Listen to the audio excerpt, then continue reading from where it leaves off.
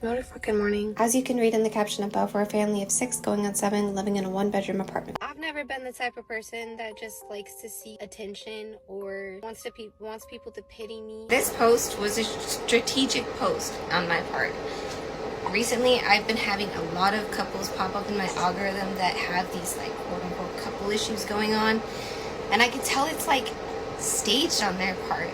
I don't give a rat's hairy ball about your freaking statements of, well, I got this, that, and the third disease, and my husband has this, that, and that, and he'll still go to work and all that. Guess what? That's your decision. I've seen way too many people, way too freaking young. And when I noticed that, hey, if I keep pushing my body this, that, and the third way, I'm gonna cut 10 years off my life, and the same for my man, we're not gonna do that. We're gonna take the steps to worry about our health and be here for our kids as long as we possibly can. And I don't care if that bothers you. The reality is she had 2 children. He had a son. Hi. Actually, he has more than one son. Hi, I'm the first baby mama, but my son is almost 12. That man that everybody's saying they have 2 loving parents walked out of his son's life when he was 2. Let's address the child support thing. Child support? Okay. Child support and child. I have the one other child. I don't know what to tell anybody. I've been paying for years via garnishment. So it's not like I don't know about it. They want to know why you're not involved in stuff. Oh, why? Yeah. I don't need to explain why. And that's the thing. It's not their life. So the Resilient Jenkins are being evicted. It's move out day tomorrow, and in case you didn't catch on, we did not find a place, so we will be going to a hotel and getting a storage unit. So it's officially been a week homeless as a family of 7, and so far we're navigating it pretty well, I'd like to say. Okay. And this is exactly why I said I'll always remain grateful for whatever situation I'm in. I try to find the positivity no matter what, because the situation can always get worse.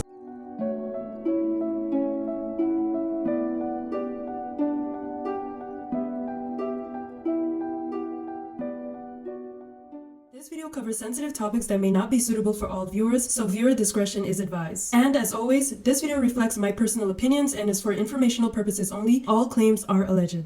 This is gonna be the first time I've ever seen a family channel exploit themselves all the way into poverty. And not just poverty, but homelessness. And my bad for saying family, because the kids themselves have nothing to do with this. It is, of course, always the parents. And there are so many questions surrounding this story. Why are they homeless? Where is all the money going? How are they even homeless when they're generating millions of views a month? What in the world is actually going on? Today, I will be talking about the Resilient Jenkins and the messed up story behind this family.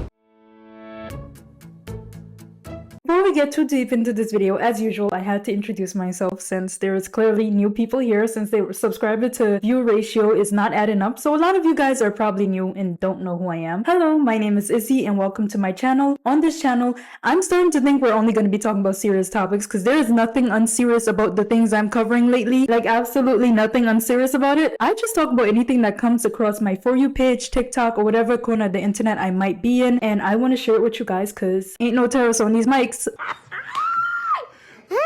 Hello, Editing Izzy coming over here to announce that I have finally opened my memberships. So you can watch these videos completely ad-free. If you want to watch my videos just without ads, I have opened up a membership tier for just 99 cents a month. If you want early uploads and videos with 0 ads, you can join for $1.99 a month. And if you got that money, you can join my channel membership for $4.99 a month. With this, you get 0 ads, early uploads. You also get a chance to participate in exclusive polls, and you get a chance to choose what my next video topic will be. In addition to that, your comments get royalty treatment, so they will be my priority and every comment will get a respawn. And on top of that, at the end of all of my videos, you guys will get membership shoutouts. It's all up to you. I have something here for everyone. All up to you, no pressure. Just y'all watching this video is already enough for me. Why am I not looking at the camera? Oh, there's also less censorship because YouTube hates when you say certain things. So there's that. Anyways, thank you guys so much for watching. Let's get straight into the video.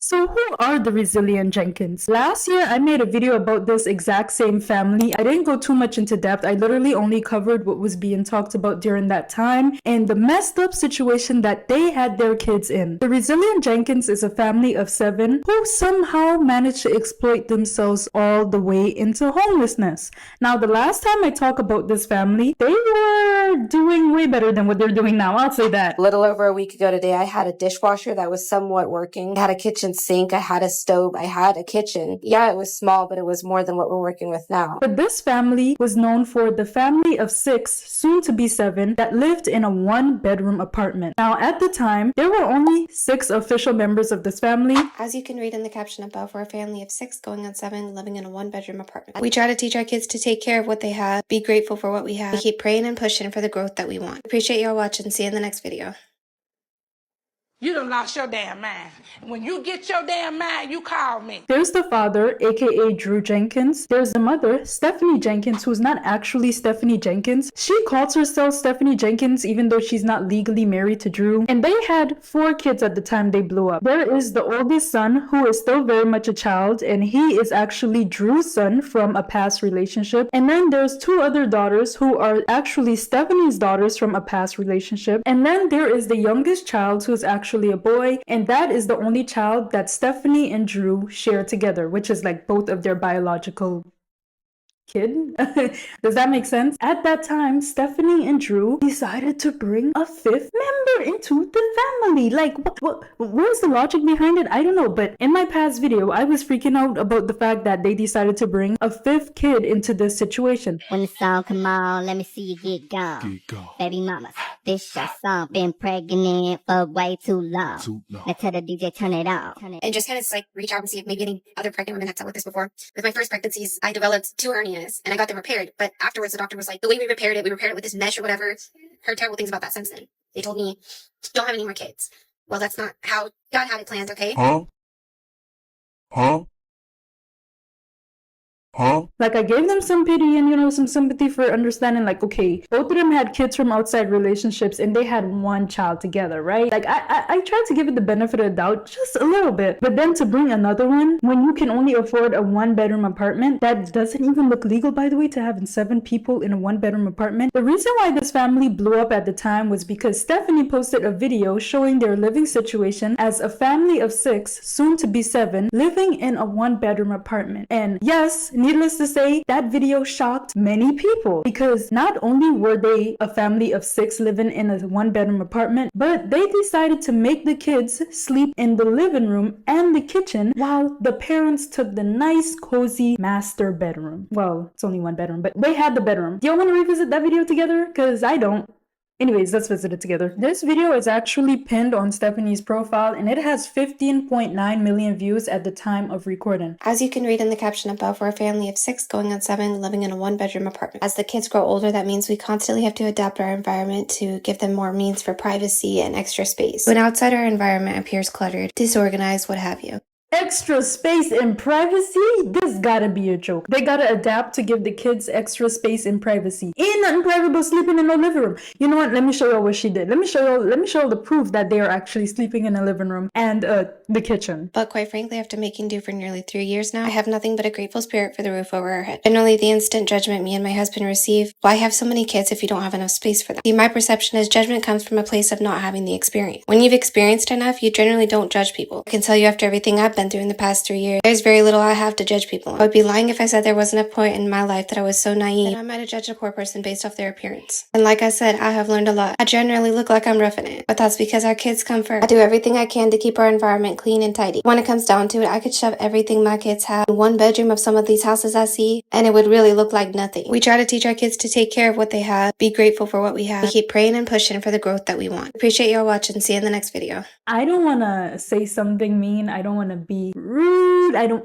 Like I said last time, my opinion still stands. I'm not judging them for being poor. I'm not judging them for going through hard times. I understand that essentially during this economic state of the country, I'm not even supposed to have this, y'all. I'm gonna be so for real. Like, thank y'all for watching my video. But money is just tight for everyone, okay? My main problem is not the fact that they're living in a 1-bedroom apartment. They can't afford a 2-bedroom apartment. Because let's be for real, there are real people living in these type of situations. And whether or not we like it, some people have kids kids and they're forced to adapt to these situations. What drives me crazy was the fact that they have a 1-bedroom apartment with 4, soon to be 5 kids. And the 4 kids that they have right now is sleeping in the kitchen and the living room. Now, as y'all can imagine, that is dangerous. They are sleeping in front of the front door. And not only that, I think that Stephanie mentioned that the neighborhood they live in isn't really a safe one. You don't live in a safe neighborhood. Yeah, you throw not 1, not 2, not 3, but all 4 of the kids in the living room and kitchen. And not only that, that's a massive fire hazard. The kids are literally sleeping in the kitchen. So at any point during the night, one of the kids could say, oh, let me go make some noodles or something. Turn on the stove and boom, your house is on fire.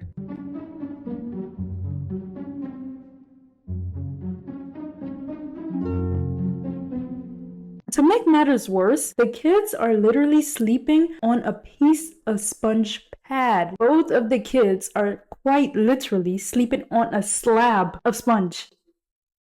Welcome back, y'all. Come spend a wholesome night with the Resilient Jenkins. We started off with our typical nighttime routine of making sure everything gets cleaned up. Now, unfortunately, the belt keeps going out on our vacuum, so we just go ahead and use the hose attachment. Got the floor swept and mopped in the back. Y'all, I was not kidding when I said it was a piece of sponge. I'm pretty sure when those kids lay down, their back is touching the floor. There is no way that is comfortable. Like, that's a piece of sponge. And then when you go to the parents' room, guess what the parents are sleeping on? Do we want to know what the parents' bedroom look like?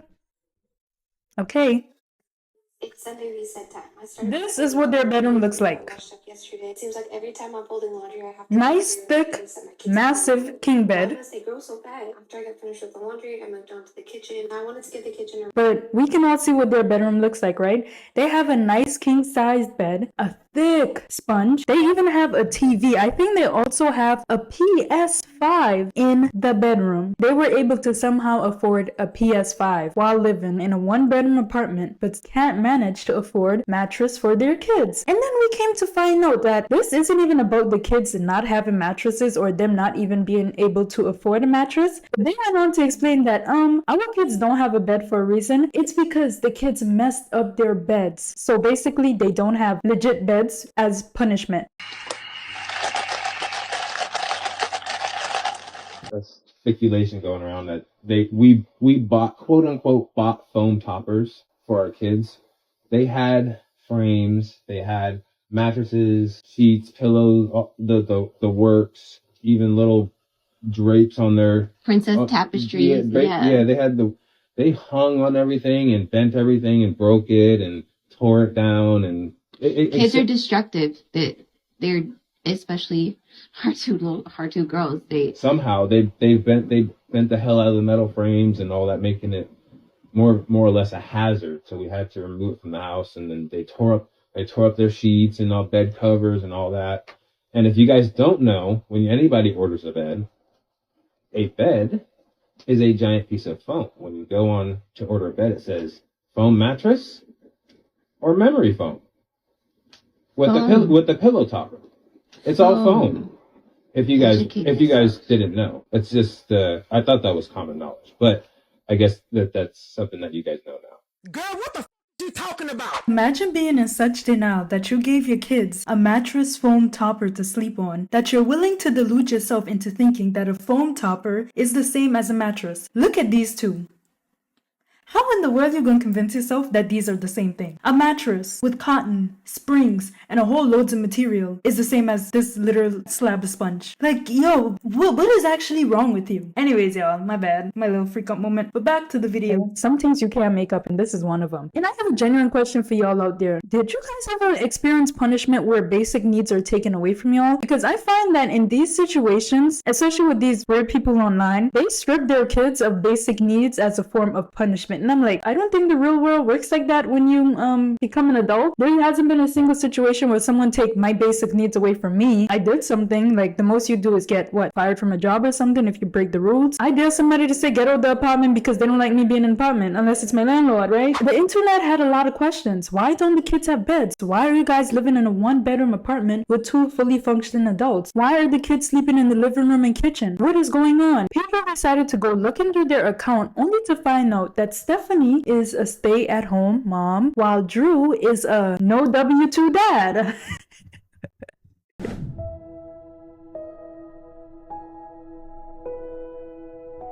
I worked at W-2 since I was 18, 19.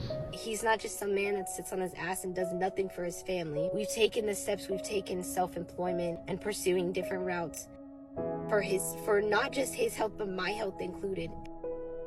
I don't give a rat's hairy ballpark about you freaking, well, I got this, that, and the third disease, and my husband has this, that, and that, and he'll still go to work and all that. I kid you not, a lot of people learned what W-2 is through those two, but I knew what W-2 was through business class. Drew, the dad in this situation, he does not work a set job. During the time they blew up, Drew was working as a food delivery driver for food services such as Uber Eats and DoorDash, and this income was supposed to support all 7 of them, well, growing to be 7, and this was their main source of income. There was no other money coming in besides this. I'm not gonna lie, y'all, it was quite hard figuring out which food delivery service he was working for, but I ended up finding out that it was Instacart and DoorDash. But when people put the pieces together and realized that they're willingly just choosing to live off of one income from food delivery, people asked many questions. And one of the questions were, are they even looking for a job? Only for them to come out and announce that Drew does not plan on going to a W-2 job anytime soon. And if you guys don't know what a W-2 job is, let Izzy's business mind explain to you what it is. I'm not actually a business mind, but I'm gonna break it down into the most simplest terms that made me understand it. A W-2 job is your regular 9 to 5 job, and it doesn't have to be 9 to 5. A W-2 job is a job where you're working for someone else. You're usually working under an employer, and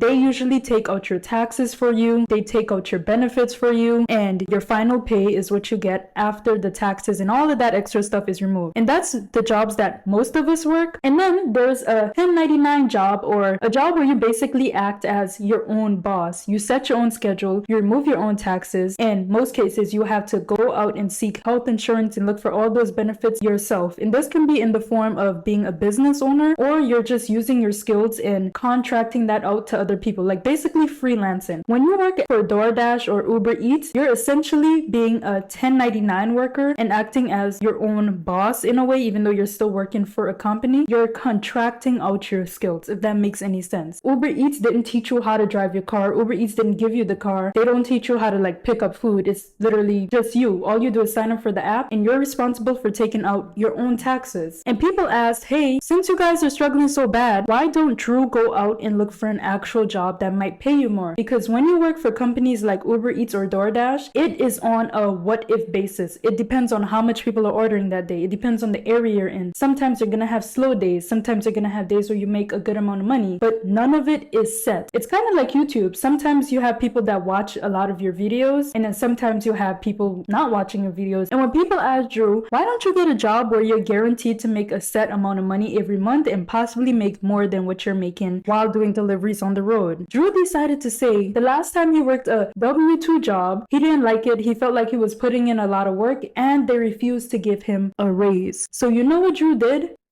Yeah. Drew left. Editing Izzy here. I know you guys have seen this clip over 1,000 times throughout this video, and the reason why I'm showing this clip in particular is because this is the most we've learned about this family since they blew up. This was posted in their early stages of TikTok fame, and this only came out because of a certain situation that I'm gonna get into right after this part. I worked at W-2 since I was 18, 19. Worked nights, multiple jobs, never made above 22 an hour. Or jobs that worked your body to the bone. And yeah, I worked retail, I worked overnight, I worked at Home Depot. Where else did I work? I worked at Jackson's, I worked at Grocery Outlet. I pumped gas. I pumped gas. I did HVAC for a year, and even HVAC. People say, oh, HVAC, you pay. Hey, I was there for a year doing the most work, coming on the weekends to do scrap metal, and then going to Jackson's, and I only got $4 raise after a year, and people got an $8 raise, making 32 plus, and they sat me at 24. Now the HVAC company, that's a whole nother story in and of itself, because he drove all over the place for that company. He was the one working the hardest for that company, and yet they would not increase his pay. They increased the pay of 3 of the other employees while he was working there.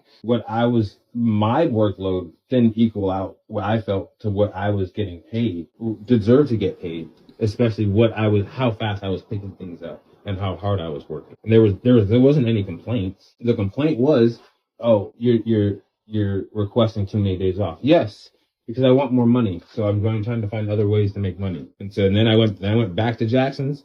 I went back to Jackson's and I worked days and nights, 60 hours plus, and tried to make sure I washed every window, tried to do every little detail to get any kind of tips. I've worked. I always work, and I hate not working, but I hate also not getting paid for my time or for my worth. People say, "Oh, you don't know your worth." Of course, I know my worth. Everybody should know their worth. Hence why we're no longer. I've done plenty of jobs in my lifetime that I feel like I should get paid a certain amount. And people say, "Yes, get a W-2." I would love to get a W-2 that paid me decent enough. But getting a W-2 at 18. Why does it just got to be about the pay? Why does nobody consider the health aspect? And most of these W-2 jobs are sucking the life out of you.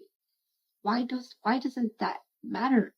Girl, shut the fuck up. You thought you ate that? If it was a different family we was talking about, like a rational person we were talking about, I would be like, okay, go off, know your worth. Like, you've been at a job for so long, you've been putting in all this work, you're watching other people get raises and you ain't getting nothing. Leave, go find a better job, right? Drew decided he's just done with working in general. He'd rather make deliveries on the road because no job will pay him what he's worth. No one will pay him above what? 23 an hour? And I'm like, you're finding a job that's going to pay you 23 an hour with no degree, no certificate, no skills. Where are you going to find it? And there goes Stephanie next to him, gassing him up, saying, oh yeah, they'll work you to the bone, they'll this.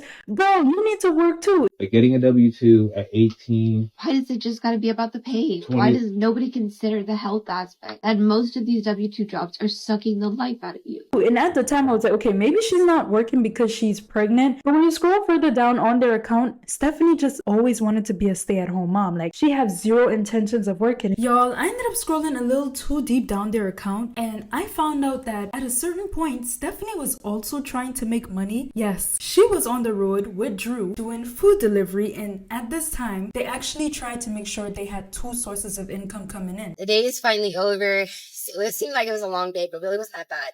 I was only out for like 3.5 hours. Did 3 Instacart orders and 1 DoorDash order. Made about $40, so $10 an order. Not bad at all. And then Babe and I had beautiful timing throughout the day. We seemed to like, every time we wanted to meet up, we were both not in the middle of an order. Oh, my phone struck. Now we're both done. We're both heading home. We stopped at Dollar Tree and got that stuff for our daughter. And it looked like they were trying to get themselves out of this 1 bedroom and 1 bathroom situation. And through this, I found out that they were doing DoorDash and Instacart. And the way Stephanie spoke about their situation at the time, it actually sounded like she had some motivation to get out of the situation. She had a plan to get out of the situation. Hell, there was even a video of her showing that they had a possible option to get out of this 1 bedroom, 1 bathroom apartment, but the deal didn't fall through.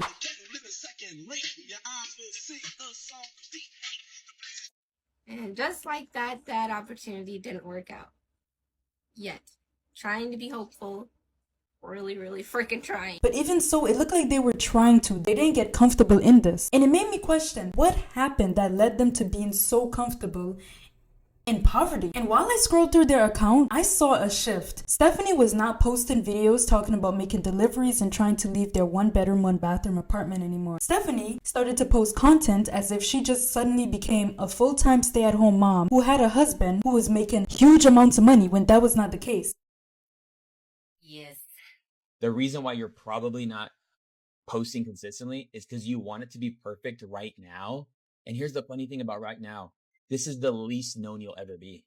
So like, we're literally trying to show up perfect for this. So I actually scrolled down in their account and found a post of Stephanie saying that they were going to be homeschooling their kids. And I guess this was around the time she just started her stay-at-home mom journey. And the caption said under this post, "It's so it begins, our journey of homeschooling. I'm so excited to be given the chance to stay home and educate my children in a non-traditional learning setting. My kiddos have the opportunity to grow at their own pace and focus in on subjects that interest them. And they are not bogged down by random, you're not doing as well as your classmates grading system. I understand homeschooling is not an option for every household, and I respect the decision a parent makes regarding their child's educational path. Homeschooling is the best option for my children at this time, and their overall health and wellness is my main focus throughout this journey." Let's just say I'm happy the kids are currently not being homeschooled and they are still very much in the education system. Because what do you mean you're not doing as well as your classmates grading system? Girl, that should be alarms. But you know, this is no jab at anyone who's been homeschooled. I'm pretty sure there's people who's been homeschooled and they turn out better than a lot of people who are currently in the traditional schooling system. I don't think someone living in a 1-bedroom with 5 kids should be worried about homeschooling their kids. I think, anyways, let's just carry on with what I was saying. But as of now, the kids are not being homeschooled. The kids are back in school, okay, which I'm very happy about. Only thing that happened was Drew becoming the person who's on the road doing DoorDash deliveries and Instacart deliveries and probably making half the income that they used to make before, and Stephanie just playing a fairy tale while being a stay-at-home mom. Her entire content became cooking, cleaning the kids, cooking, cleaning the kids, cooking, cleaning the kids, and also being pregnant, which is, I don't know if y'all noticed, but that's a huge part of her personality. It looks like if she's not pregnant, she's not a person, which is crazy because, like, why are you bringing more children into this situation? This is just trauma. Like, you're just creating traumatized children. Not only did she make being a stay-at-home mom her whole personality, but all of a sudden, she started talking about Drew as if he is the hardest working man out there. The man was just doing food deliveries on the road, and she's over here posting videos of herself praying over him.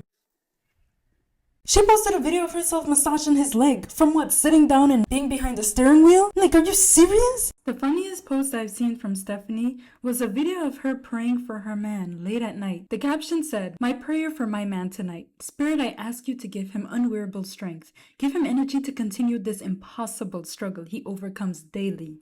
Give him unshakable peace and happiness. Protect his health and please, Spirit, give my man a chance to experience a life without so much suffering." Go get a job. No, like, actually, go get a job. And then there was another post of her cleaning as she usually is.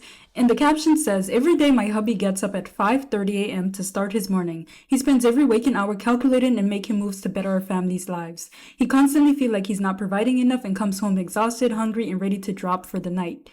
All from doing DoorDash? Are you kidding me? I'm saying this as someone who used to do DoorDash.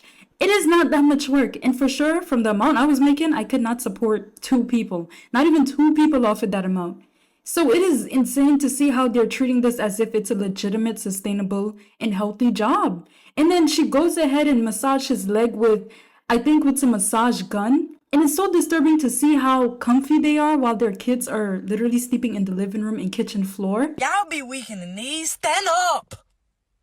Stand up! You would have think this man was in a trade job working the hardest there, but he's literally choosing to do this. They're choosing to make the least amount of money possible for the sake of their health. Oh my gosh, if I go in, y'all. I'm just saying that to say that it's clear that she wanted to be the stay-at-home mom who's loving her husband and who has the provider husband, and now they're still living in that fairy tale. This only works if one person is bringing in a lot of money to sustain not 1, not 2, but 5 other people. And working DoorDash and Uber Eats is not gonna sustain 5 other people. This is not fairy tale. This is not La La Land. This is real life. People are working 3 jobs just to sustain themselves. What the hell do you mean? You're gonna sustain now 6 people off of doing Uber Eats and DoorDash. And the way Stephanie praises Drew for literally doing nothing while at the time they blew up, she was pregnant and moving around furniture just so the kids can be able to sleep on the floor was crazy. Because every time Drew was shown in any of these videos during that time, he was playing the PS5. As a matter of fact, Stephanie decided to post a video to say dad takes his first evening off in 150 plus days so him and the kids can have a gaming session. Wow, because he's working so hard doing Uber Eats and DoorDash. And I say this as someone who used to do Uber Eats and DoorDash just to make a little bit money on the side. It was not that much work. Yes, it kind of got exhausting driving. Your eyes kind of burn staring on the road all day. It get kind of lonely. But compared to like the physical labor that other people have to do, I'm like, it really wasn't that bad. Like, I might have been a little tired when I get home, but all I needed was 1 hour doom scrolling and I'm back up. Like, it wasn't that much amount of work, to be honest. The amount of work put into actual work is very subjective, because you can say the same thing about bagging groceries, working in customer service. To some people, compared to people who work in construction, it is not a lot of work. But come on, like, driving around and delivering food as a girl who did it was not that bad. Like, you couldn't pay me to go out in the sun and do some X, Y, and Z. But anyways, during the time they blew up, I said, you know what, maybe they're just in a really tough situation. They don't have someone to watch the kids, and she's the only person who could stay home and watch the kids. And Drew is just doing this until he could find a job that will pay him what he's worth, right? This was me playing devil's advocate. Boy, was I wrong. And I even thought they blew up on social media. They're gonna make some money and they're gonna eventually take themselves out of this one bedroom situation, and those kids will get a bedroom that they finally deserve. No, I can say they probably have over 100 million views. Safe to say they have to have over 100 million views on their videos collectively. They still stayed in the one bedroom apartment. And yes, y'all, I was very confused as to why they're not upgrading. They're clearly monetized. They're clearly making a lot of money off of their videos. They are clearly making some type of money, even if it's not as much as we think it is. You have to be making well or in the thousands to be gaining this amount of attention and views on TikTok. No one is sitting there monetized and not making a lot of money. You can't be making hundreds with those type of views on TikTok. From the comment that Drew made about not working a W-2 job because no one's gonna pay him what he's worth, people already did not like this man. Like, personally, it was really given, in other words, I'm lazy and I don't want to work for another person, but I also don't want to put in the energy of creating a business and like making some money some other way. I don't want to do nothing. I just want to take the easiest way out while we get cozy in our one bedroom apartment and we freely give our kids trauma, all while exploiting it at the same time. We came to find out that Drew has another child from another past relationship, and Drew is actively choosing not to be in that child's life, and also he is running away from child support. When I heard that piece of information, it all made sense. It finally made sense.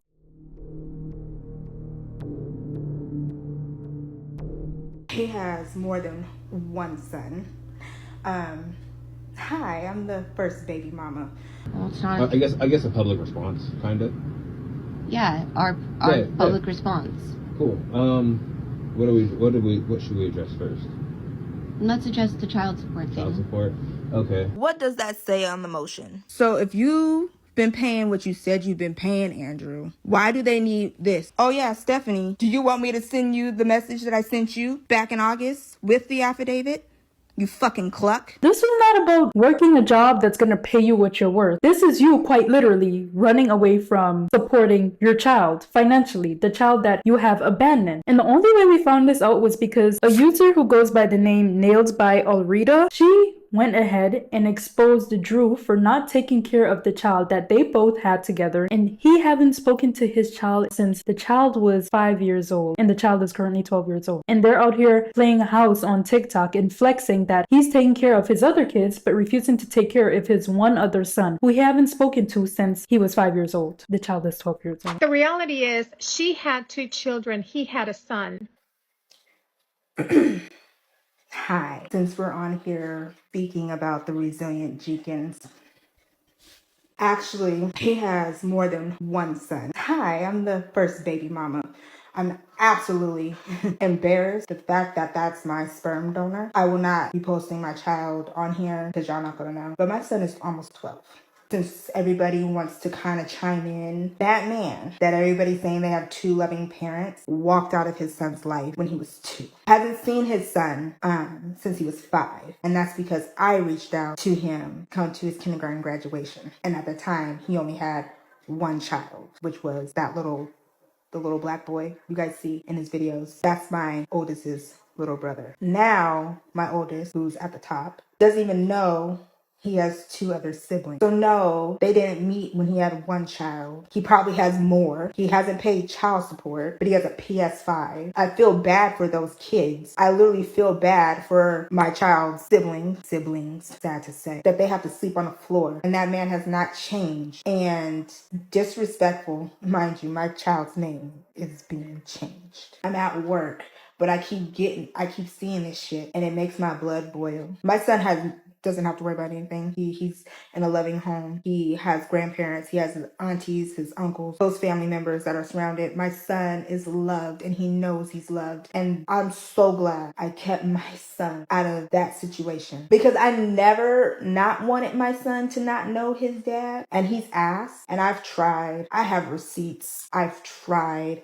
to get him to be a part. Even his son asked, Mommy, I just want to know my dad. Why can't I see my my dad. Mind y'all, when that happened, I reached out to him. He read the message, never replied. So I had to put my son in counseling just because I knew it was bothering him and there was nothing that I could say that was going to help him. I just told him, your dad made choices and he chose to make those choices. It has nothing to do with you. So for people that are saying like, oh, they're in a 1-bedroom apartment there with 2 loving parents. No, that's not love. You don't put your kids on the floor. You sacrifice for your kids. You don't put your kids on the floor. His priorities were messed up and that's why we never worked the fuck out. That's why we didn't work out, because his priorities, as you guys can see, are all messed up. And now you're going viral. And then you continue to make more babies and you couldn't even take care of the first one that you had. He don't even know you, but he wanted to know you. You don't even know how great of a kid you got. And I'm so blessed that he doesn't have to worry about being in that situation. He would never have to be there. But what I am sad for is he's never going to know his siblings. And the way Portland is so small, no telling if he would ever run into his siblings when he gets older and not even know it. But yeah, Andrew, I hope you showed up to your court case for your child support. That was on October 2nd. It is October 29th. See, she said in her live earlier that God has been blessing them. No, baby. God ain't blessing you. Andrew's karma is about to do a 360. And while the Oregon's been looking for you, Andrew Alexander Jenkins, all the shit you've been doing, literally all the shit you've been doing is going to come back tenfold. And the mom decided to go out and blast Drew on the internet, as she should. They're trying to sit here and make it seem like, oh, God is blessing us. You know, we're about to get out of this situation. God is going to give us so much money. And you're over here not taking care of your other child and giving this child trauma. And we all know that this child most likely seen the videos of him online, actively pretending like this other child don't exist. And I could only imagine the type of pain a child would feel knowing that their parent is literally ignoring their existence while showing to the internet. Yes, it is exploitation, but they're showing to the internet that they're taking care of another kid, well, kids and another sibling that they probably don't know they have. But that pretty much summarizes exactly what type of person Drew Jenkins is, and I can imagine why it would have upset her so much to see that the person who is supposed to be involved in their kid's life, you guys don't have to have a relationship, y'all don't even have to really talk to each other like that, but you have a whole nother kid that you willingly decide to put on this earth. But you're sitting on the internet showing off your other family, pretending like you're this loving father. You're acting like you're the father of the year, working so hard to take care of your kids, while you have a whole other kid who will eventually see that they have probably 4 other siblings that they don't know about. And these people are trying to portray themselves as this loving family that's just going through a hard time, when the whole time you're just a deadbeat dad who's not taking care of your other kid. And yes, it is heartbreaking to know that this child will eventually see this or have already seen this and know that their parent is choosing not to be involved in their life. That would hurt for anyone, not just children, but adults. If you were to see that this was happening to you, your parent isn't taking care of you, your parent is not choosing to be a part of your life, yet they're on the internet showing that they're a loving family and gaining sympathy from everyone else, while you're not even doing the bare minimum as to paying child support. Just paying child support. That's terrible. That's disgusting. No, that pissed me off. The reality is she had 2 children. He had a son. Y'all need to learn how to shut the fuck up. Shut the fuck up. Bombastic side eye. Criminal offensive side eye. To the mom that got the 6 kids and they live in a 1-bedroom apartment. Her and her husband live in a 1-bedroom apartment. The mom and dad is in the room and the kids is in the fucking kitchen and living room and shit. I got something to say about that. The amount of people screaming CPS is gonna get involved pisses me off, because you know what CPS gonna do? Remove them kids from their mother, who they love, their mother and father, give them to a stranger, and give the mother stranger the funds that the mama and motherfucking daddy need to take care of. Ain't that a bitch? Why not give her the motherfucking money that you finna give another bitch to take care of them same kids? Let me guess. I think it's because both of these abled adults can get a job and they're actively choosing not to. And even though they're making some form of money through social media, it's very obvious that the last thing they're gonna use it on is to better their situation. So maybe that's why that would happen. Maybe they would give it to a competent adult who's actually responsible with money and actually put the kids' needs first. I don't know. Maybe that's why. Long story short, Stephanie and Drew saw this response and they decided to get on the internet to clear their name. Well, clear Drew's name, but you know, Stephanie gonna ride or die for her man. She gonna be at his hip and she gonna defend him in every way she possibly can, even if he's clearly in the wrong. Resilient Jenkins public response part 1. Spoiler, there was no part 2. It's not. I guess a public response, kind of. Yeah, our Yeah, public response. Cool. What should we address first? Let's address the child support thing. Child support. Okay. The child support and child. I have the one other child. The one other child. The one other child. Not even my child. The one other child. When I tell y'all, that tells you exactly how he views his son. And he literally doxed his son's name after she clearly said she does not want her son's name out there. She does not want a photo of her son out there. And there he goes, being a... This man is infuriating me. He is getting on my last nerves already, and we're not even close to the part that's driving me crazy about this whole situation. Not only did you refer to your son, the one other child, but you go ahead and disrespect him and his mother by openly doxing his name, and you don't take care of him. So you don't even have the right, my personal opinion, you don't even have the right to decide whether or not the public gets to know his name. But let me backtrack. Let's finish with this already terrible video. I've been paying child support via garnishments ever since I can remember. I worked out with W-2 since I was 18, 19. Worked nights, multiple jobs, never made above 22 an hour. Or jobs that worked your body to the bone. And I worked retail, I worked overnight, I worked at Home Depot. Congrats. Where else did I work? I worked at Jackson's, I worked at Grocery Outlet. I pumped gas. I pumped gas. I did HVAC for a year. And even HVAC. People say, oh, HVAC, we pay. Hey, I was there for a year doing the most work, coming on the weekends to do scrap metal, and then going to Jackson's, and I only got like $4 raise after a year. And people got an $8 raise, making 32 plus. Okay, this part is actually what drives me crazy, because when you hear the level of entitlement that this man holds in his voice, it is almost as if he feels he should be making $40 an hour for a minimum wage job. I'm not trying to be that type of person that's saying like, oh yeah, no one should advocate to make higher pay, or like no one should make enough money where they can pay their bills and support themselves simply because their job is not prestige enough or they don't have a degree or a certificate for that. That ain't what I'm trying to say, y'all. I know that there's currently a serious issue with people not making enough to live. That is an issue. Everyone who works a job should be making enough money to at least pay their bills and have some leftover money. That's all I'm saying. That's my hot take. Shouldn't be a hot take, but anyways, that is currently a problem in society that we face. But my issue with him is he's saying all of this as if he doesn't have a family to feed. Like, if I don't like my job, I'm just leaving. I don't care who goes hungry. As long as it's not me, I'm good. When y'all listen to what he's saying, he literally said he was working a job for a year and they only gave him a $4 raise. Not that they didn't give him a raise for doing all that work, right?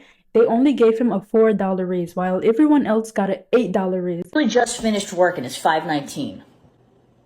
Try being an influencer for a day. Try it. Now, granted, he does have the right to be upset. I would be pissed to find out that everyone else is getting $8 raises while I'm getting $4. But you only been working there a year. Like, what job even give you a raise after working a year? Unless it's guaranteed that you're gonna get a raise. But they should have their own reasoning as to why they only gave you a $4 raise. I'm not saying these job places don't be trifling. They don't be working you to the bone and making you feel like you gotta dedicate your life to the job just to be able to make extra money. That is not my point. What I am saying is that he have all these lives depending on him, and he is complaining about a $4 raise after working for a year. Y'all, working the place for a year, not even 5 years, 1 year, and he's complaining that he only got a $4 raise, hence why he does not work at all. You are entitled to poverty. You are entitled to poverty. You are entitled to struggling, and they're trying to frame it out as something we should feel sorry about them for. We should pity them for this, when that's child. Anyways, let's watch this just a little bit more. Itself, because he drove all over the place for that company. He was the one working the hardest for that company, and yet they would not increase his pay. They increased the pay of 3 of the other employees while he was working there. Anything. Why is Stephanie even giving her opinion on this when this is about him not paying child support and this is a response video to the mother of his other child? So I'm like, that's kind of infuriating and low-key disrespectful because you don't know anything about this other child. You don't know anything about their past relationship. You should be over here pushing him to be a part of his other kid's life, especially as a mother. You know what it's like to have kids and be the only ones taking care of their kids. You know what it's like as a mom, and you know the amount of responsibility it takes to be a parent. Why are you over here trying to justify why he's not working and also not paying child support? Talking about, oh, the other job was working him to the bone. I'm pretty sure every single job we work is working us to a bone.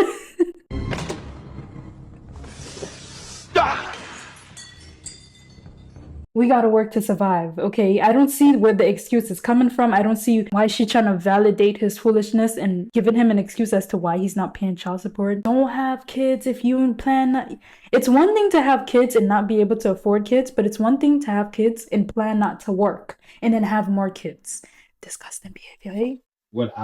My workload didn't equal out what I felt to what I was getting paid, who deserved to get paid. Especially how fast I was picking things up and how hard I was working. And there wasn't any complaints. The complaint was, oh, you're requesting too many days off. Yes, because I want more money, so I'm trying to find other ways to make money. And then I went back to Jackson's. Went back to Jackson's and worked days and nights, 60 hours plus, and try to make sure I wash every window, try to do every little detail to get any kind of tips. This man has done everything he can to provide. The child support thing, I don't know what to tell anybody. I've been paying for years via garnishment. They've taken out 9-10 grand from taxes. And I let them. I didn't fight any of it. If the other party hasn't received it, that is not on me. I don't have any of that money. I think I owe $6,000 is all I owe, which most of that got taken care of last year. Everything else is via garnishment, except for now, because I haven't gotten. I guess except for now, 4 or 5 months behind. Things happen. So it's not like I don't know about it.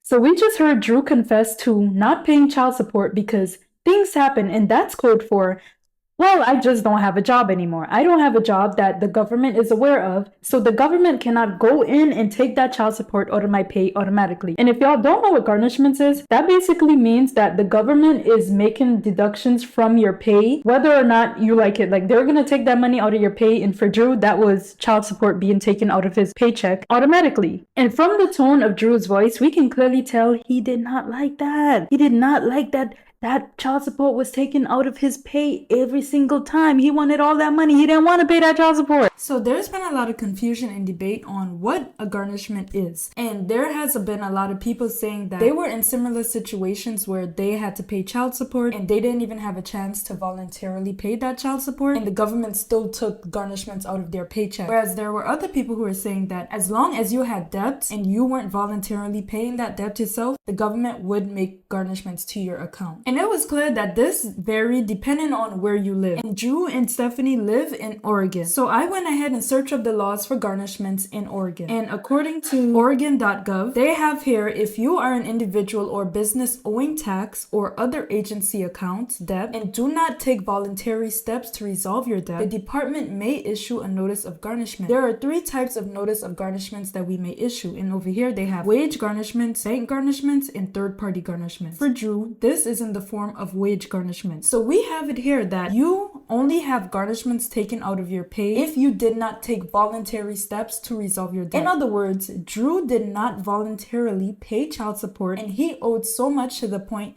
that the government had to say, hey, we are gonna have to start taking money out of your pay in order for you to satisfy this debt. Drew did not do that. hence why he has wage garnishments occurring. And now he's upset at the government, he's upset at everyone about the fact that he has to pay child support. He's not even willing to be a part of this child's life physically or emotionally, and he's even going as far as to not be a part of this child's life financially, to the point that they send themselves into poverty. They send themselves into poverty to make sure they don't pay up child support. When you say it out loud, you hear how disgusting and troubling it is that someone is this unwilling to take care of their own child. The fact that he mentioned that they took like 10 grand in taxes and child support, and I'm like, okay, I mean, that's what happened when you take care of a child. Like, yeah, you're gonna have to pay the money. Like, what are you talking about? And he also tried to sit there and make it seem like he only owes $6,000. I'm like, what do you mean you only owe $6,000? Like, don't you realize $6,000 is a lot of money? That means you stopped paying child support for a very long time. And that pissed Alrita the hell off, as it should, because you're not about to sit here and make it seem like you only owe $6,000. And he also tried to make it seem like, oh, well, this could also mean that she didn't receive the money. And Alrita came with the clapback, as she should. Alrita went ahead and exposed the court documents that prove that Drew not only owed a lot of money in child support, but he was failing to show up to court cases. You wanna know what's funny, y'all? This is the recent affidavit I received, right? So if you've been paying what you said you've been paying, Andrew, why do they need this? Did you do it? Did you do it? Oh yeah, Stephanie, do you want me to do you want me to send you the message that I sent you back in August with the affidavit? You fucking cluck. Do you? Oh, Andrew, do you want me to go back to my messenger? Do you want me to go back to my messenger? I could pull up all the shit. I don't care how many jobs you had. You never stayed at one. And when he was getting a little itty bitty bit, he wasn't getting much. I remember getting in my account that from the state of Oregon, they sent me 5 cents. They sent me 5 cents.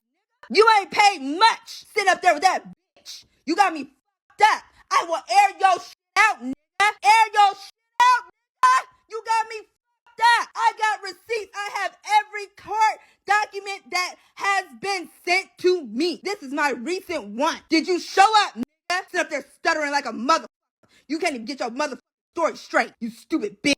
You pissed me the fuck off. You done set me off. Now I'm unhinged. Got me fucked up. Want to sit there and play stupid. You sit up there in that nasty ass apartment. Don't ever forget, nigga, when you did see my son when he was about 6 or 10 months old, and you took him to some random bitch's house, and she was up in there. She lived like a fucking hoarder, and I took you outside politely. Don't sit up there and don't play me. I took you outside politely, nigga, and I said, don't let you ever have my baby in a dirty ass house. He was about 6 or 10 months old when that shit happened, nigga.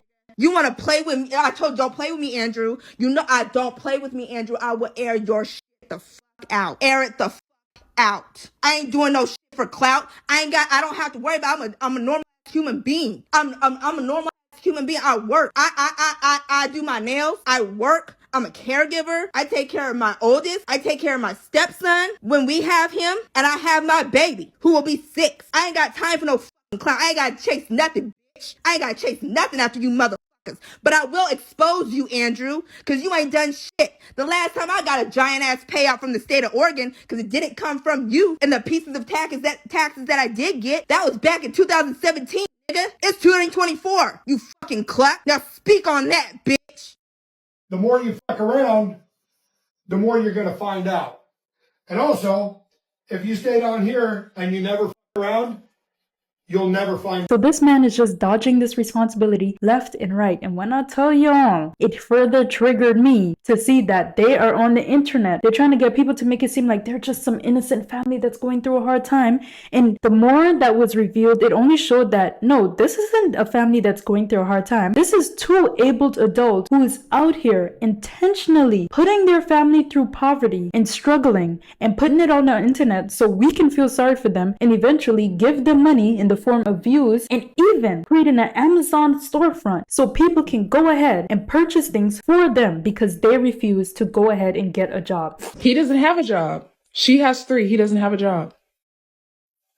I didn't hear that. Yes, y'all heard right. They created an Amazon registry, and I only found out what an Amazon registry is through this family. An Amazon registry is basically a registry, like a regular registry, but it's a digital form that's offered by Amazon. You can put whatever it is you want from Amazon on that website, and people would purchase it for you. And the Resilient Jenkins created this little Amazon registry for themselves, and they basically had their audience fund their kids' lifestyle. I'm talking, they put clothes on there. They put more toys on there, even though they clearly have a bunch of toys. They decided to purchase more toys for their kids to clutter up the one-bedroom apartment. But hey, you know, if it's making the kids happy, I guess. But they even decided to make their audience purchase their kids' beds after clearly explaining that they do not want to purchase any more beds for their kids. I guess the thought process was, hey, it doesn't matter if you're buying the beds, right? Because I don't want to give my kids beds. I made that clear. I don't want to give my kids beds, but I'm gonna make you guys buy it since it's not my money. And guess what? The audience actually bought the kids' beds. They bought the kids' mattresses. They bought bed frames. First of all, excuse my appearance. I just want to come on here and correct myself and say that they did not put mattresses on the Amazon wishlist/registry. They only placed the bunk beds, and they also went as far as to placing bedding. And I'm like, okay, it gets to a certain point where it should become embarrassing because these things could be purchased for hella cheap from places like Ross, Walmart, shit, even the thrift store. But I do not recommend going to the thrift store to get bedding because you can get bed bugs like that. In one DoorDash trip, they could have gotten all of that stuff for their kids. And the most hilarious part is, initially when they created this Amazon registry, mattresses and beds were not on the list. No, no, no. The audience had to beg them to put mattresses on there for the kids. That's how much people wanted the kids to have a comfortable place to sleep. And lo and behold, they actually put it on the list. You guys keep buying these people stuff and they keep adding stuff, okay? Why does she have bedding up there that's for a bed that's too big? Maybe it's a different size. I don't know if you can buy different sizes. These water bottles, why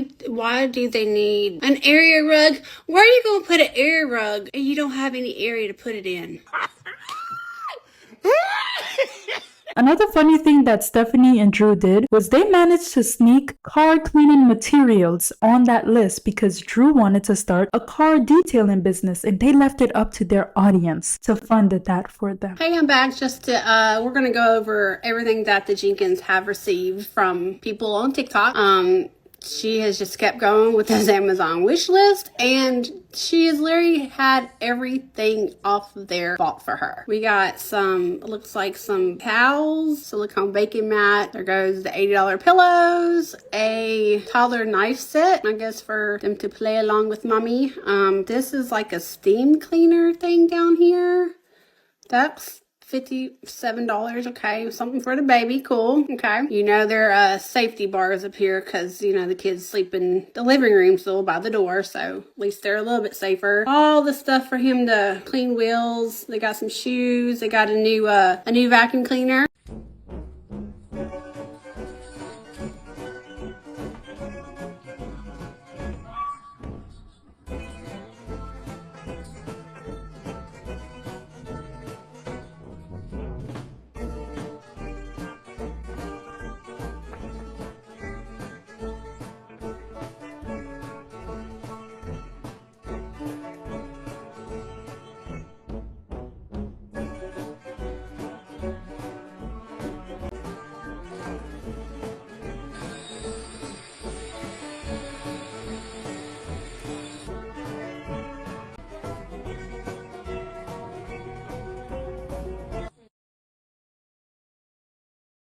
Anything but a W-2 job. After we heard this man say that he's not gonna work a W-2 job because he don't want them to be taking child support from his pay and they ain't paying him enough. He'll do anything to avoid responsibility and avoid a set paycheck to support his family while Stephanie gets to be a stay-at-home mom. And after this whole thing with Alrita blew up, tell me why Stephanie decided to make a clapback video trying to make it seem like people are just being haters. Stephanie decided to make this post with the caption, "I refuse to let all of this hate behind the fact that we've done nothing but put our kids first in the living room and kitchen with every choice we've made, including the bedroom, which we do not need to explain to anyone. Yeah. Even though you guys are purchasing stuff for us on Amazon Registry, we don't need to explain a single thing to you guys. It's our home, not yours. I choose to stay respectful about others' choice on their lives, especially if I have no understanding of what their struggle is, which is the case with most of these opinions. Drew is the furthest thing from a deadbeat father.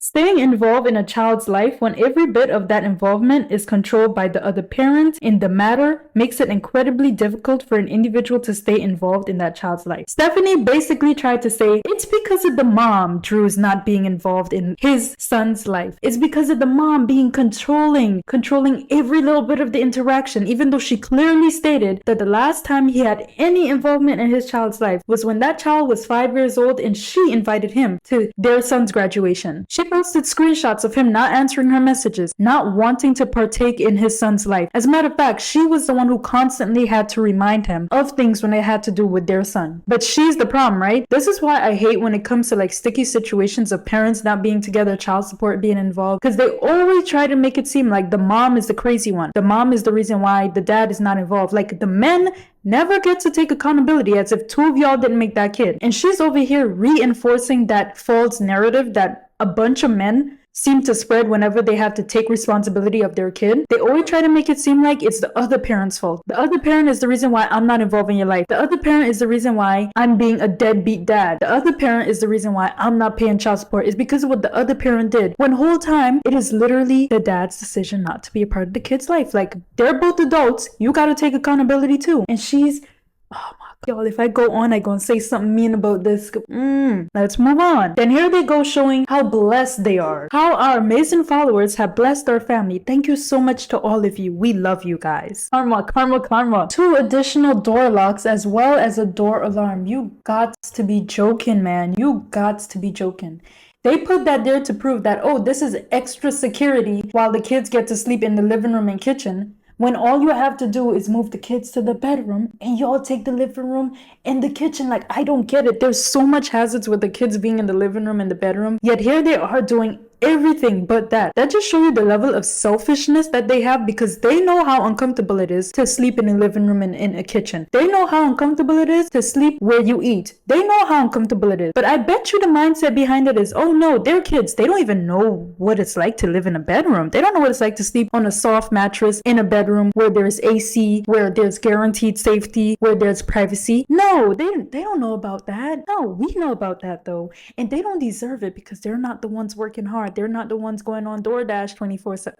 Okay, let's move on. And I remember when I saw that people are purchasing things for the kids, it made my heart warm because people clearly care more about these kids than they do. And I was like, you know what? The kids are benefiting from this. But when you look even deeper into it, I realized that they were just doing everything but taking responsibility. Like, the audience didn't have to buy this for your kids. This was not the audience responsibility. The audience wasn't even supposed to be doing this when you think of it. This all could have been solved if both of these people decided to get up, go get a job, and provide for their kids that they decided to put out in this world. Now that I'm looking at it, it almost felt like the audience purchasing these things enabled them. They felt like they deserved to have this. They felt like because they struggled, willingly struggled, it's the audience job to purchase this for them. Like, they deserve this fame. They deserve free things. When in reality, these are just 2 adults who refuse to work. And yes, I know I said, yes, Stephanie is pregnant, so maybe she shouldn't be working right now, but it's been a while since Stephanie had this kid, and I can guarantee y'all, spoiler, she's still not working. Y'all, why did Stephanie lie about Drew purchasing a pair of shoes for their daughter when it was the audience who purchased a pair of shoes for their daughter? And it's funny because she still has the video up, and it's like she forgot about the fact that they lied. Not even she lied, because he was playing into it. I don't know if she got confused about whether or not their followers sent it to them, or did they get the same type of shoes for the other daughter, but those were the exact same shoes. Now, let me backtrack for a little bit. Stephanie posted a video of Drew opening a pair of shoes for their daughter, and she claimed that he worked extra hours to be able to afford these shoes. And it was a whole thing because people were like, oh, why isn't she saying thank you? Why is she this? Why is she that?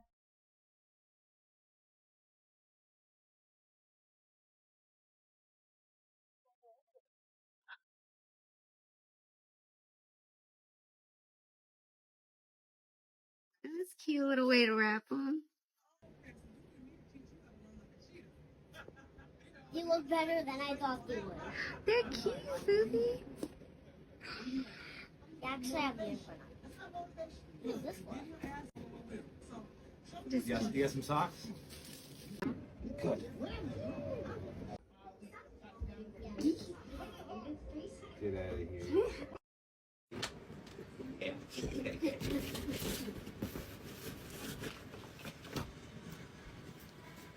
I don't know what's open. I don't need them. Thank you.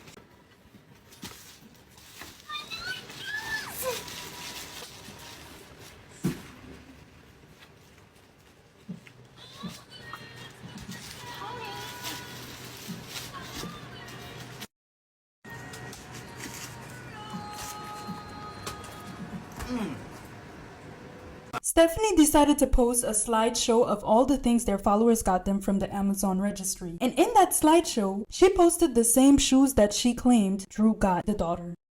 The same shoes that he broke his back and worked so hard for. And I'm like, girl, are you not keeping up with your own lies? How you lie and forget you lie? How much other things are you just casually lying about on your TikTok? Why are you lying about a pair of shoes that your followers purchased for your daughter and claiming that your deadbeat, no W-2, lazy husband, not even husband, boyfriend, is purchasing them? Like, are you doing anything to make him seem useful? After they blew up because of this entire crazy situation, Stephanie started posting TikTok shop reviews. She started posting products that were sent to her, and I thought, okay, even though I don't like them and I really don't like Drew, like I really don't like that deadbeat, anyways, I really don't like what they're doing to the child that he refuses to claim. I thought maybe there was some saving grace for them. Maybe they would eventually make some money so the kids could at least have a better life and they would eventually leave this one-bedroom apartment. Maybe. And these TikTok shop reviews were probably her getting paid for this, her making some sort of money for them to like get out of this situation. Let me just let them be. And me, along with probably all of you guys,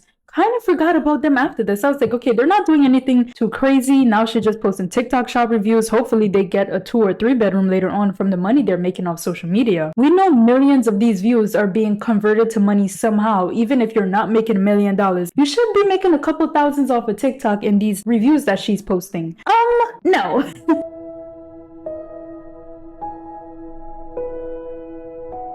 So the Resilient Jenkins are being evicted. This is the receipt from the public record. So as I'm sure you're well aware now, everyone and their brother has made it their business that we're being evicted, and we have a move out date in less than a month. Like I said before, I could give a fuck what people have to say about us on it's move out date tomorrow, and in case you didn't catch on, we did not find a place. But I wanted to reach out and see if maybe anybody has experience with a place called Second Chance Apartments. And I'm just getting anxious because we have 3 days left. So the Resilient Jenkins recently became popular again after we found out that they were being evicted from their 1-bedroom apartment. I'm looking left, I'm looking right. I'm like, what is going on? Y'all have over 50, 60, probably 100 million views on all of your videos by now. How are you being evicted? Don't tell me y'all being evicted for not paying rent. Turns out they were being evicted from not paying rent. So I ended up finding a little bit about their eviction, and I found court details, not court documents. I ended up finding this website called Trellis. It has the information about their eviction, court date, filing date, the county where they live, and all of the information adds up to the Resilient Jenkins. The filing date was January 7th. When did we find out they were being evicted? Around February. So actually came to find out that the lease is under Andrew's name, and turns out Stephanie, it was never under the lease, so she was kind of like staying there illegally, which is crazy. And I was like, damn, y'all kind of bold for posting that on the internet. And initially everyone thought they were getting evicted because they were way past the occupancy limit. If y'all don't know, if you're living in a 1-bedroom apartment, usually the max amount of people that can stay there is about 1 to 2, not 1 to 2, but 1 to 3 people. But they had 7 people, including kids, living in a 1-bedroom apartment. I don't know what apartment would even allow that, really. But we came to find out that it was actually due to failure to pay rent. And someone posted the court documents themselves on TikTok. Now take this with a grain of salt. I didn't purchase the court documents myself, so I can only go based on what this other person posted. So right now all of these things are alleged, because I know there's a possibility that people might Photoshop things, use AI to do this and use AI to do that. But we know for sure that the eviction is real. The eviction happened. He showed up to court. It's something that happened. This person is claiming to purchase the documents themselves and posted it online. Really and truly, anyone can get a hand of these documents if they pay for it. Now I wasn't gonna pay for it because this website required me subscribing to them. What? Why do we have to subscribe for everything? Like, why? If I had to pay a one-time fee just to get this document, fine, but you want me to subscribe to your website just to download the packet? They're asking for $74 a month or $129 a month. Are y'all going crazy? So again, we taking everything we see from other people's accounts with a grain of salt, because there is always a possibility that people be making stuff up. Either way, we know they got evicted. As long as you got evicted, you have to go against your contract, and them not paying rent does not seem it does not seem far-fetched, can I be honest? And y'all, through this website, I came to find out that Andrew had loads of cases going against him. He couldn't stay out of the law. I know this website is legit because they do have his child support case here. They also have this other case that's been dismissed for breach of contract. Then they have another case for custody for mom, which is his second oldest son, the one who lives with him. Oh my gosh. And then they have another case that's still active for breach of contract for LVNV funding, and then they have the eviction. Why can't he stay out of the courts? And that only confirmed that this was clearly an issue of misusing money, because there is no way they now have 5 kids in the situation and now they're failing to pay rent. Like, something isn't adding up here. Why are they not paying rent? Where is all the TikTok money going? What is going on? Like, what is actually going on? Where are they gonna go? So while the news of them being evicted was going around, Stephanie was just posting like postpartum content, which is even more concerning because it is painfully obvious that she's the only person in the house doing all of the work after literally just giving birth to a baby like a few days ago.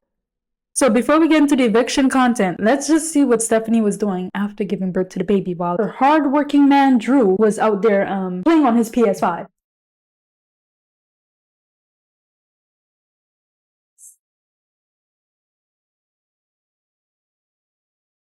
Yo, she literally just gave birth. She literally just gave birth and she's out there in that kitchen. Packing lunches. Yes.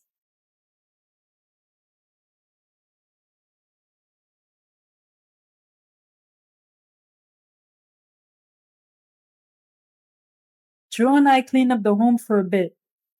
Drew should be cleaning up the home. What the hell? What happened with getting his car? Nobody right there.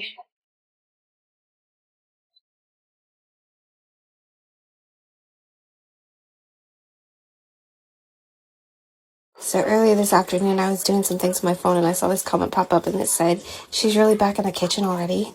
Now, 9 times out of 10, I don't spend very much time on my comment section because it's just riddled with, ugh. Like, honestly, the amount of evil I see in not only my comment section, but just in comment sections in general on social media make me think the good Lord needs to do another flood. But yes, I'm back in the kitchen with my diaper.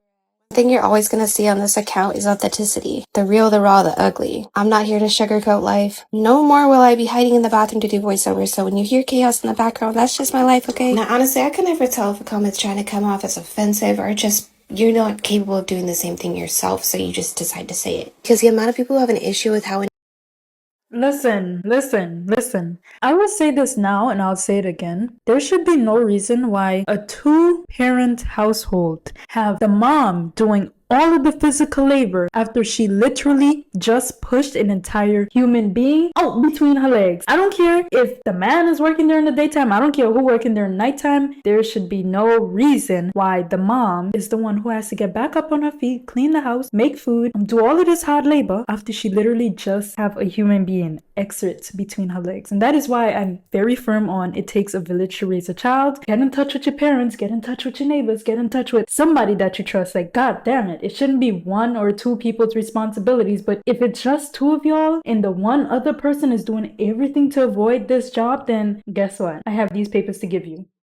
Okay. As we can clearly see, Stephanie is complacent in doing this, right? I don't know what type of brainwash or what type of relationship, clearly toxic relationship they got going on, but for her to sit there and justify why she's not even laying down for one day to let her body heal and get back straight into that kitchen or else nobody will eat is baffling to me. Because that just go to show you, this man ain't even working a set job, babe. I would have seen it being a little bit of a valid excuse since they're in a 1-bedroom apartment, and I would have given the benefit of the doubt that he's out here trying to make money so they could pay rent next month and not get kicked out. But no, he's working Uber Eats and DoorDash, which you can pick up at any time of the day. He wouldn't even give his, not even wife, his girlfriend time to rest after giving birth to their baby. My God. Anyways, that's nothing to do with how supportive he is as a husband. Like, honestly, yes, I wanted to be back in the kitchen as soon as possible. I wanted to be back home doing my own thing as soon as I possibly could. I actually keep having to catch myself and remind myself it's okay to take a rest and take a break. My body does need the time to heal because I'm antsy to just get right back to it and keep up with my routine.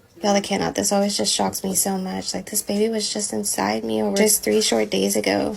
And despite the uncomfortable hormone flushes, my body is actually healing quite well. okay. As much as I don't like her, she need a rest. And then Stephanie decides to post a bunch of more videos of people hating on her for no reason, people hating on them for no reason. People got real concerned for Stephanie when she posted this video with the caption, "Making the breakfast I know he'll eat, because if I don't, he won't eat, and it'll somehow be mine or the kids' fault." And I was like, hold on. Don't tell me you're talking about deadbeat 1099 Drew over there. What you mean? Like, he really won't even let you take 1 day break after he has accomplished nothing with his day besides delivering food and refusing to get an actual job to take care of y'all? Like, what's going on here? Like, what is she talking about? Like, it's obvious that she's going through something. Also, F postpartum hormones. Okay.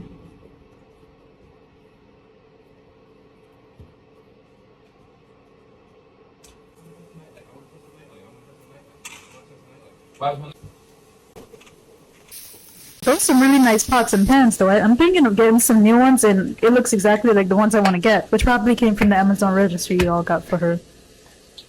And when people were like, oh my gosh, is she in a dangerous situation? Is Drew possibly forcing her to do these things and not even let her body heal after giving birth? What is going on with Stephanie? Like, this is the most vulnerable and probably sound like one of the most realistic things she said online. Like, is everything okay? We don't put nothing past this person, this man. And everyone's like, Stephanie, hello, are you okay? Is there something you're not telling us? Is there a reason why you're in this situation? Are you only in this situation because of him and you feel like you're in danger? What's going on? Stephanie decides to respond with this. At first, she made a comment under the video saying, so I was really trying something strategic with this post. I will make a follow-up post tomorrow, but please understand that the caption was merely a rage bait to show how easily people judge. I'm like, flicking. Like, I'm just fed the up. I can't take another minute of this bullshit. You can't be for real right now. You can't be for real right now. You can't be for real right now. Like, no, there's gotta be a cover-up for what's really going on. Let's watch a video to see if Stephanie provides even, hopefully, some sensible clarification behind this. So bear with my awkward self because these talking videos I'm just not quite comfortable with quite yet. But this post was a strategic post on my part. Recently, I've been having a lot of couples pop up in my algorithm that have these, like, quote-unquote couple issues going on. And I can tell it's, like, staged on their part. And I don't mean to be judgmental, but what I noticed was within their algorithm, their views spiked tremendously. And they get a lot more followers than that. And I feel like it was because the general population of those new followers are people that are like, okay, I want to watch this couple fall apart. And it just had my gut off. I was like, is that really how people think? And I started wondering, like, how many people are following me and Drew for that very reason? Because for the past 3 years, all I've put forward and all I've said about my man is that he's an amazing father. He's a very supportive partner. And I've spoken nothing different. But the one post that I put up saying anything that would contradict that, putting a bad rep on my man, blows up like that. I mean, this is the most views I've had on a video in a while. Definitely the most likes I've had. And then I got all these people in the comments like, oh, I knew this all along. What did you know? Because I haven't said anything about my man negatively up until this post, which I just mentioned was a strategic. I can't sit there and listen to her just run her mouth and say absolutely foolishness. And a lot of people in the comments think she's actually backpedaling, like this is actually the situation that's going on. She's just over here trying to clear up his name, and she's so trapped into this very delusional trance that has her thinking that she's got the ultimate prize that every single woman wants. Like, he's the most amazing father who literally just been exposed for not taking care of his other child that he is very much, well, they are very much aware of. And she basically confessed suggest to using domestic violence as a way to rage bait people and gain more followers and views. And it makes me question, if this is true, if this is all rage bait, how much other things are they doing for rage bait and views? I'm really questioning those things because she have that type of awareness. Even though I felt like I just saw her scores to her IQ test after watching that video, she has the awareness to know that, you know, when you post negative things on the internet, people want to follow you, people want to see if you're eventually gonna fall apart. Oh my gosh, she actually knows what she's doing. Like, we just watched this lady confess to.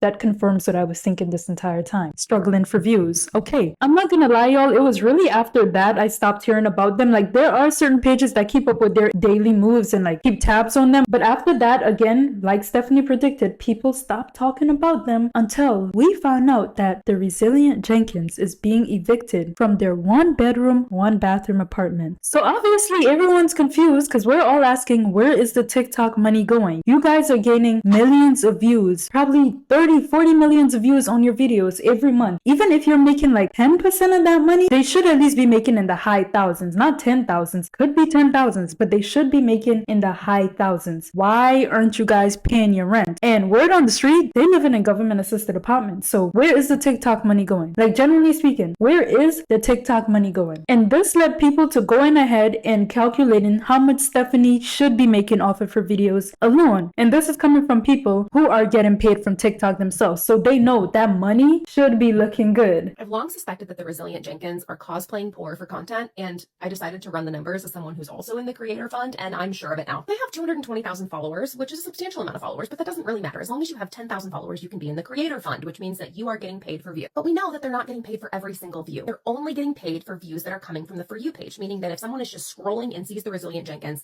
and they watch at least 7 seconds of that video, they are getting paid for that view. Anywhere from 50 to 70% of your views usually come from the For You page. Let's not give them that much credit, okay? Let's say that only 25% of their views are coming from the For You page, which would be highly irregular. Let's figure out how many views they're getting a month, which that number is about 50 million views per month. So let's say that they are getting paid for 25% of those views, which is 12.5 million views a month. Now, the way that TikTok determines your payments as a creator is based on something called RPM, what they're going to pay you per 1,000 views. If you have really high engagement, really high searchability, if people are wanting to talk about your content, your RPM is very high. Because the Resilient Jenkins is the talk of the internet town, I would guess that their RPM is somewhere between 75 cents to $1 per 1,000 views. So let's say conservatively that their RPM is 50 cents per 1,000 views. That puts us here.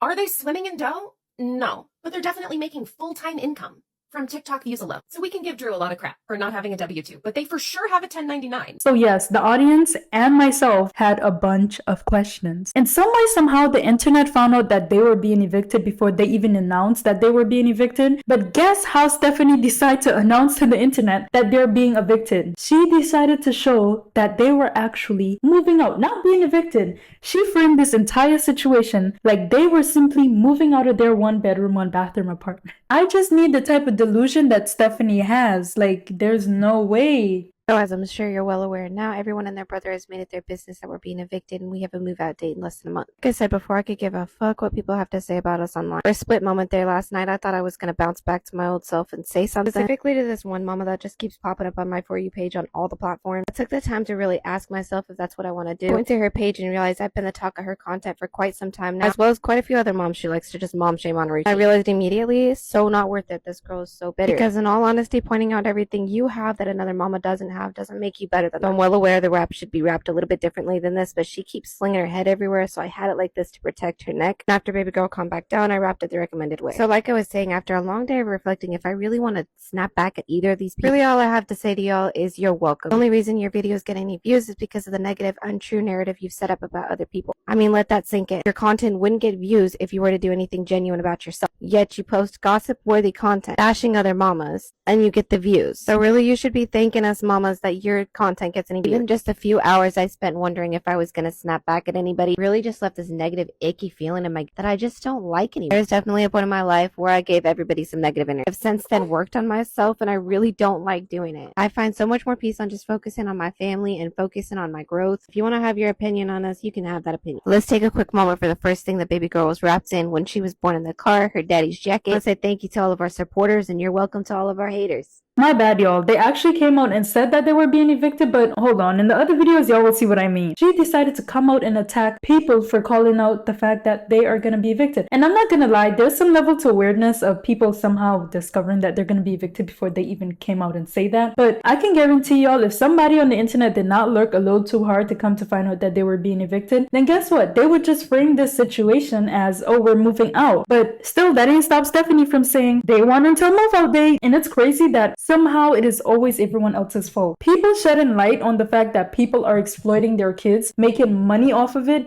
and just being all around terrible people for their kids, terrible parents for their kids. Of course, it's always going to be called mom shaming. No one is shaming you for living in a one-bedroom apartment. Well, no one is shaming you for what you're cooking for your kids. No one is shaming you for how you're dressing your kids. No one is shaming you for what you're feeding your kids. No one is shaming you for how you're parenting your kids. People are simply saying, stop posting your kids on the internet, and how about two able adults go get a job? You know, those are facts. We got 19 days until move out date. Yeah, you heard that right, 19 days. Y'all hear this? They got 19 days until move out date. This is no longer eviction territory. This is them moving out willingly. So here's to one of the last Sunday resets in our home before we move. As excited as I am for new growth opportunities for our family and moving into a better situation, I'm definitely a little bittersweet. This is the home that's housed us for the past 3 years, the home that we've grown our little family in. I mean, we've had two family Christmases here and multiple birthdays. We added 2 awesome members to our family. We've just shared a lot of amazing memories in this little home. And why is she trying to make it seem like this is something that they willingly chose to do? I mean, yeah, you willingly chose not to pay rent, but come on now, you're being evicted. That is shown on your record when you apply for other apartments. This isn't something that you should be taking this lightly. Like, I would be sitting here negotiating with the landlord, say, hey, move that from my record. I'm paying the rent. And a lot as a kid, I really appreciate the fact that my kids have been to the same school for the past 3 years, and they really have developed a lot of friendships there. And for as many downfalls as this apartment has, I'm always fearful that I'm just going to run into worse going somewhere else, to be honest with you. But that's not the positive mindset we're working on. I truly believe that this is God's timing and we couldn't have moved ourselves any faster. We have made attempts to try to move out of God's timing? God's timing that you get evicted for not paying your rent? Man, let's be so for real. Somebody need to go up there and shake this lady and tell her, wake up, bruh. Wake up. What are you on? What? Why are you being so delusional about this? You're getting evicted for not paying rent. You failed at a responsibility even after you clearly made money from exploiting your life and your kid's life. Now you're getting evicted. Like, where is the money going? Here previously, and we were just denied. I'd be lying if I said I'm not a little fearful that's going to happen this time around too, but I really do believe this is God's timing. Bruh. And then obviously it's not like we have much choice, right? So with this having less than 3 weeks, cleaning videos are going to look a little bit different. I'm not going to do like necessarily packing because we're not going to be moving very far. And by that I mean we're not moving out of state, and I see no reason to like pack everything in boxes when you're just going to be moving a short distance. It's much easier to just put everything in baskets, and then when you get from point A to point B, you can just put everything away right away. And then with any move, you always end up finding things you just don't need to keep and bring with you. This is the queen of delusion. This is actually the queen of delusion. I need what type of delusion pill she taking, because this is actually the queen of delusion. For her to sit up there and make it seem like they planning to move when you're getting kicked out the apartment is actually insane. 18 days until move out date, and we've yet to be accepted into a new place yet. In fact, one of the first places that we put an application in for came back with the result really quick and denied us because of a bankruptcy on my record. Now, I bring that up because bankruptcies are public knowledge and you guys are all fishing for everything, so you would have figured that out on your own as it is. And I'm sorry, but there's just something wrong with these application fees because of spending $120 just to be denied. It gets pretty discouraging when you're already trying to be careful with your finances, and there's a high potential you're going to have to put in multiple applications for multiple. You see, y'all, it's always someone else's fault. It's never Stephanie's fault. It's never Drew's fault. Now, as Stephanie just mentioned, she had bankruptcy on her record. I can understand people go through some things. Sometimes you build up so much debt that you can't pay back. For some reason, America is a country that runs on debt. Did y'all know in other countries, like, we don't even have a bunch of credit cards in debt that you can't pay back is not much of a thing. But anyways, it's an American thing to go through. I must say, I only discovered that when I moved here, that it's easy to borrow a huge amount of money that the banks know you can't pay back, which is insane. It's a trick. It is a trick. But hey, people go through some things. You need to borrow money really quickly, and sometimes you can't pay all of that back, because if I didn't have it in the first place, why should I have it now? You get what I'm saying? But they won't let you take it because they want you to be able to owe them with interest. Stephanie had a bankruptcy on her record. I can understand paying application fees, which drive me crazy. See, paying application fees and all of these fees just to get rejected from an apartment, it is annoying. I can agree. I can relate. Well, I'm gonna relate since I'm gonna move out of this thing soon. I can see how annoying that is because when I started applying to apartments myself, and I tell I was shocked that these people are trying to charge you $200-300 to fill out an application just to find out you can get in the apartment anyways. It's crazy. I can understand that feeling, but you refuse to pay the rent at your other apartment. If y'all had money to pay for application fees alone and get rejected, you had money to pay your rent at your 1-bedroom apartment. Clock that T. Clock it. Clock that T. Clock it. And it just goes to show that I felt like they were complacent in that 1-bedroom apartment. They were complacent in having the kids sleep in the living room and the kitchen. They had no plans of paying their rent or finding a better apartment. Ain't that crazy, y'all? This situation took a turn when Stephanie's mom, Riz? Sorry, I don't know how to say her name. But Stephanie's mom came out on TikTok and basically said that Stephanie has not asked for help. I've been asked a couple of times now by a couple of people, what do I think about Stephanie's situation? I don't need to say Stephanie who, you know exactly who I'm talking about. Watching my daughter go viral because she's doing such a great job has been one of the hardest things I have ever had to sit back and watch. Watching my daughter make decisions to stay with a man who clearly does not care about her, doesn't care about those children, continues to bring her down, keeps her from even having the sense to reach out to her family and ask for help. I know you watch her videos and you see, oh gosh, she really hates her mom. There's really, I'm not convinced she hates her mom. I'm convinced she knows that I'm the one person who could rescue her, who could set her straight, who could help her come to her senses, and she's too scared to reach out to me. It's hard when you are living in the type of relationship that she's in to admit you're wrong and leave. And I've seen it firsthand. I worked as a domestic violence advocate. I know it doesn't happen overnight. Anyhow, I haven't said a lot because I don't want my words to get twisted and for it to drive an even deeper wedge between me and Stephanie. I hope at some point our relationship can be reconciled and we can move past this. I haven't seen my grandkids in over a year. I have a new grandbaby who I've only seen on social media when other people post videos of my grandbaby. The whole situation is heartbreaking and I have no other words to say about it. But I've been asked and I've decided just to at least clear the air a little bit. Anyhow, I am here for Stephanie, but make no mistake, I have absolutely no room in my heart, in my home, or anywhere in my I just can't even go there. Drew's not welcome here. He's not welcome here. This was quite crazy to hear because Stephanie said in a separate video that none of her family members, including her mom, has offered to help them in their terrible situation. What would the plan be if you guys don't find housing? Okay, I don't know of another plan besides getting a hotel and getting a storage unit, because even the fact that I have 4 siblings who have housing out here and a mother, none of them have offered for us to stay with them until we figure out some kind of situation. Nor would I even want to stay with any of them because they haven't been here through any of this shit, okay? That's just my siblings and my family. The situation was reversed. They would be receiving support from me, and that's how it's always been. And then this was Stephanie's response to her mom literally exposing her for just lying. And no, I will not be taking my mom up on her offer on me and my kids going to stay with her. That is just not gonna happen. That lady popping up right now, it sickens me, honestly. And that's all I'm saying about that, because a part of me that's healed on everything that she brought on my past just does not want to spend any time on her. She gets absolutely no time of day from me. And that is for me to decide. It's not up to a bunch of strangers to decide what I should and shouldn't forgive from a past you weren't even there for.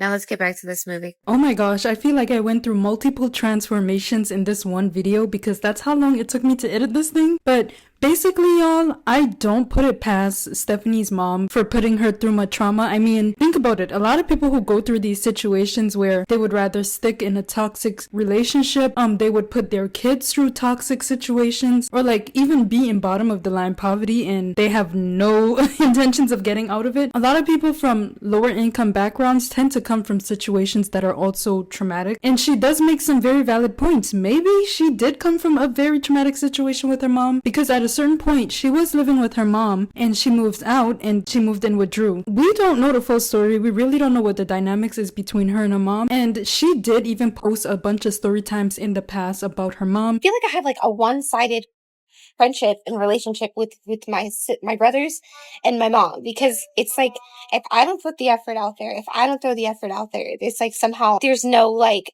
effort in the relationship. But they don't want to do that for me. Like, they're always like, how come you don't come over and see us? How come you don't come visit? And it's like, this is a two-way street, bro. You could come over here and visit me. And then a couple of times it's been brought up like, oh, but we just have a little more space when you come over here. That says enough to me about why you don't come around here. Y'all don't want to come up in here because we're crammed in our little space with our 3 kids and my husband and a baby on the way, and you're uncomfortable being in a small space with my family. Like, You cannot be for real. Oh my God, you for real. No, you for fake. No, you for real. yes, I'm in the bathroom because it is my only place to sit in a 1-bedroom apartment while everybody else is asleep. So this is where I'm going to vent. And you can scroll on because you're rude and I don't have any makeup products that you're going to sit here and pay attention to. Everybody has a story, and it's valid whether or not you feel like it's aesthetically pleasing to hear. So here goes my story. My mom is a piece of crap. No, for real, girl, calm down. My mom struggles with borderline personality disorder, and that has affected me my entire life. But as an adult, it seems to affect my children more, which I'm not about. When my mom found out I was pregnant with my child, who just turned a year-old yesterday, I told her I wanted things to be different. I wanted boundaries to be set, and I wanted her mental state to not have an effect on my child as much as it has on my daughters. Well, what she decided to do was cut me out completely. She quit talking to me while I was pregnant, up until I was about 8 months pregnant when her brother passed away, and she wanted to reach out to me for sympathy. Whatever, Mom, I've known you my whole life. I knew you was gonna do that anyways. Me being the person I am, always trying to make connections because, you know, people pass. I've seen way too many people die, and I don't want to not have a relationship with people that I care about. So yes, I kept making an effort with her. Did she make an effort back? No. We had a very freaking awkward Christmas, and then it's, you know, March. She hasn't communicated to me until that, like she hasn't communicated to me at all. Mind you, she lives next to my sister and my brothers. They all live in the same damn apartment complex, and they all have their beautiful connection, and they go seeing each other and all this and that and this and that. Do they come out and see me and my children? Hell no. Before you go being like, oh, you could go over there. We did multiple times. For the past 2 years, it was me and my fiance making the effort to go to the family. And then as soon as we quit making effort, ain't nobody seeing anybody. Nobody comes seeing us. If I'm not throwing the effort out, nobody's doing anything. So if that, but the fact that she just ignored my son's birthday and then said, oh, I actually forgot. I was like, you know what, lady? We're done. We're done. So let's not even pretend like this is working anymore. You know? I'm gonna speak my mind, and then she's like, oh, you can see you have big feelings about this. Maybe we need to talk another time. And I was like, no, honey, we're done. I'm gonna speak my feelings, and then we've talked enough. We've had enough memories throughout my childhood. I'm sorry, Mom, but we're done. So maybe there were situations that deeply affected her, and for her to get on TikTok before she became famous and share stories about what her mom did to her, she claimed that her mom had some mental illnesses that I won't even repeat over here. This is just all claims made by Stephanie. We don't know her mom. We don't know if she diagnosed her mom or her mom was actually diagnosed. People diagnose other people and come on the internet and be like, yeah, she's bipolar because she keeps switching up her emotions, when this person was never diagnosed with bipolar disorder. We really don't know the history between her and her mom, and all I can do is take what she says as fact. But then there's also a flip side of it that people are talking about. People are speculating. This is just what people are speculating, okay? Which I kind of believe myself. But people are speculating that it's clear that her mom is not in support of her relationship with her and Drew. And this is very common among people who are in toxic situations, where they would demonize anyone who goes against their relationship. They demonize anyone who isn't down with their relationship. And until they come out of that relationship, or they come close to coming out of that relationship, they then return back to their family members, their friends, and be like, oh yeah, you were right, or yeah, I'm finally out of this situation. That's very common in toxic and even domestic violence situations. I don't know if her and Drew are in a domestic violence situation, because no proof for that. I can't claim that in this video. But the fact that Stephanie alluded to the fact that she might be in a situation like that, and she backpedaled out of it, and now her mom is saying, Drew is not welcomed. I'll take my daughter. I want to see my grandkids, but Drew is not welcomed. And all of a sudden, yeah, my mom's a demon, and every single family member hates me. I mean, come on now. That's every single family member hates you? You ain't down with none of your family members? Okay, I know there's people in real life situations where your entire family is toxic, but you don't even have a single friend? Not a single friend that you can turn to? It's just you and Drew against the world. Another thing I want to mention too is that Stephanie's mom actually knows her in real life, and Stephanie's mom kind of hinted at the fact that Stephanie is in a toxic situation, which was kind of interesting because a lot of people are skipping past that part. Her mom straight up said that she knows the signs of a domestic violence relationship. And she basically said that her daughter's in one of those situations and no one's talking about that. I'm like, there's definitely more than what we're seeing online. And I truly hope it's not what her mom is claiming. I really hope that's not the case. And if it is the case, then this is a situation that's way bigger than TikTok. It's way bigger than the internet. And all I can do is provide my commentary. I really hope if that's a situation she end up getting out of that for the sake of her kids at least and for the sake of her life, it makes making videos like that 10 times harder. And I don't want to give my thoughts on it because it's truly not my place.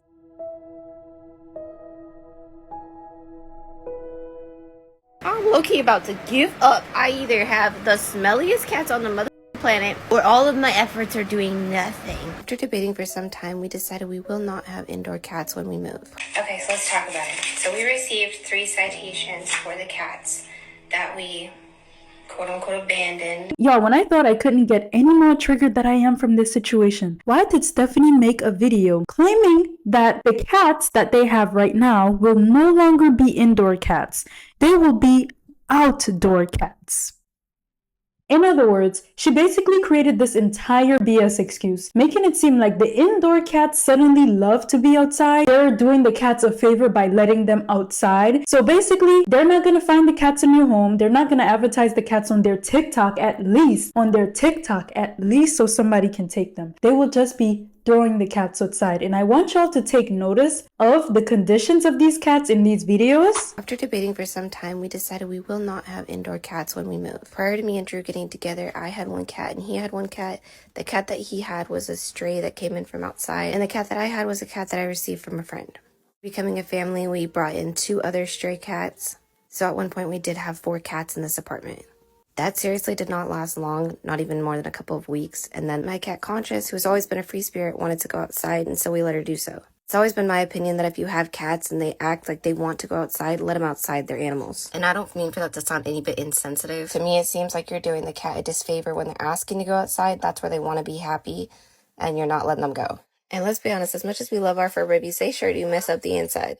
I won't miss waking up to cat hair all over my counters. And yes, I am aware that's probably more than likely why we dealt with a flea issue to begin with. We just wanted our kids to experience having their fur babies inside with all the cuddles they wanted.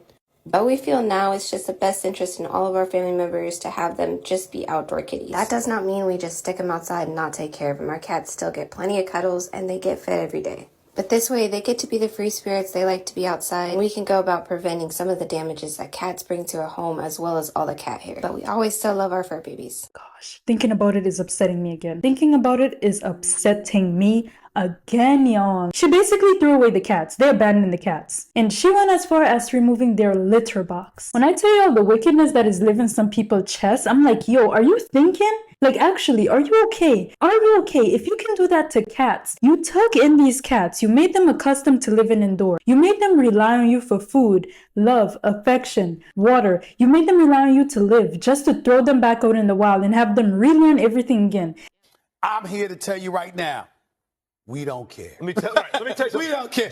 And I don't care if you believe that cats have feelings or not. Cats get used to their environments. Cats get used to the attention you give them. As a matter of fact, cats love attention. And when you strip that away from them, it's like a human grieving. Some animals get so depressed they refuse to eat. Some animals get so depressed that they die. So for them to discard these animals that they had for such a long time was utterly disturbing. I'm like, oh my gosh. I'm questioning the degree of how they are actually treating their children if they can do this to helpless animals. This situation was so bad because even after she posted that video of them throwing out the cat's litter box, we were able to spot a clip, just a tiny little clip of the cats running inside the house while they were packing to move out. And the clip even showed what looked like to be Drew picking up the cat, and we believe that they took the cat and threw the cat outside. Swishing forever.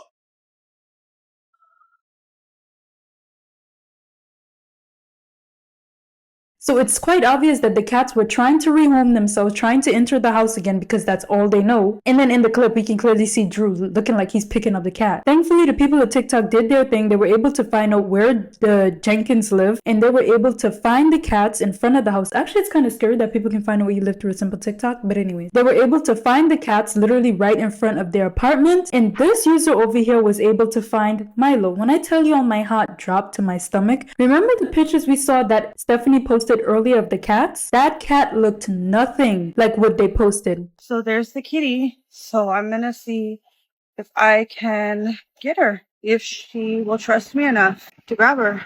There she is. Hi, kitty. Hi. Oh, poor baby. You are so thin. Come here.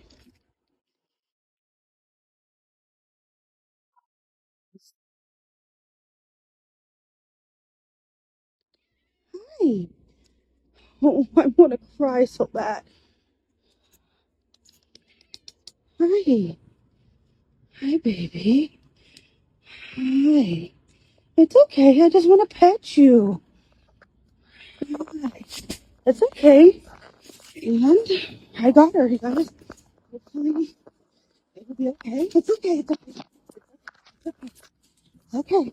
Half of Milo's fur was gone. Milo looked like he stopped eating in days. It looked like they neglected the cats a long time ago. They abandoned the cats way before when they announced they were going to do it. And I have a feeling that's why they stopped posting current pictures of the cat. And I'm like, if you can do that to a cat, if you can do that to a cat, a helpless cat, what can you do to a human? And this is only one of the cats that were rescued. Thankfully, the person that rescued Milo took him straight to the vet immediately, is feeding him, got him so much toys. He is living his best life. Got him home.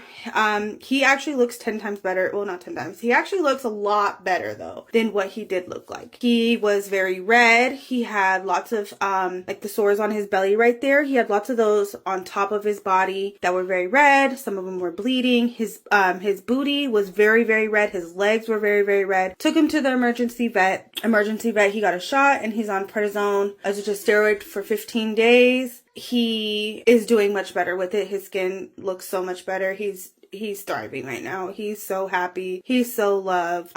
He's quarantined right now. After I filmed this video, would you guys believe that Stephanie decided to respond to the person who saved the cats? Not that there needed to be a response anyway, but Stephanie basically claimed that this person only saved the cats to gain attention. And if they were really genuine about taking the cats, they would have reached out to them before they moved out. And the only reason she made a response was because she received citations for abandoning the cats. If y'all didn't know, depending on where you are, it is against the law to take a cat, domesticated, or any animal domesticated, and then just dump it out in the wild. Okay, so let's talk about it. So we received 3 citations for the cats that we quote-unquote abandoned. Stephanie has received citations for the cats. She shared this in her sub only, and people are obviously sharing the video of her talking about her getting these citations because she thinks they quote-unquote abandoned their cats. Shocked me, haven't been legitimate about it because let's be honest, you weren't serious about helping until it could bring clout to you. Then she put the text over that says, "This was the honest truth. If that girl who supposedly has Milo now had shown real interest in rehoming him while we were still at the apartment, I would have been more than happy to set that up. But she knew she'd get her followers going about the way she did. I can't. I don't use that kind of energy to post content." What? Are we watching the same thing? And it didn't stop there. She went to Facebook to complain even more. She made a post saying, "I find it pretty convenient y'all waited to show up for the cats until you can make all your they abandoned them. This is a felony. You're awful people" post. Because tell me why you didn't show up while we're still there and asking for someone to help and take them. That's right. One, you didn't have the balls to show your hater bums there to our faces. Obviously, y'all knew where we were located and how to get the cats. If there was genuinely concern to help the cats, you would have showed up weeks ago. You can keep trying to paint us as horrible people, but I'm going to start speaking up more. What is actually wrong with her? Genuinely speaking, how are you insinuating that people show up to your location to snatch the cats away from you? It's crazy how she's unable to take any accountability for anything, and she's even trying to flip the entire situation to make it look like people intentionally took the cats so she can receive those citations. You abandoned the cats. No one forced you to abandon the cats. And it's crazy because she's literally saying, why Why didn't anyone pull up to our house while we were there? Do you not have kids? Why would you want anyone to pull up to your house while you were there? And as far as I know, she never made a post outright saying, hey, they're looking for a home to give these cats away to. She never once said those things. She made an announcement that she was going to throw away the cats and ignored everyone's request to take them. This is just another situation where they are lacking accountability. They refuse to take accountability for everything, even when it comes to something as simple as abandoning your cats. I'm so happy that that cat is living his best life right now, and I'm so happy he's getting the love, the attention, the kisses, the food, the everything that he deserves. I know I just speed a little ahead of the story here, but before the cats officially went homeless, Stephanie and Drew announced that they would be living in a hotel and renting a storage unit, and asked me where is the money coming from to rent a hotel and a storage unit.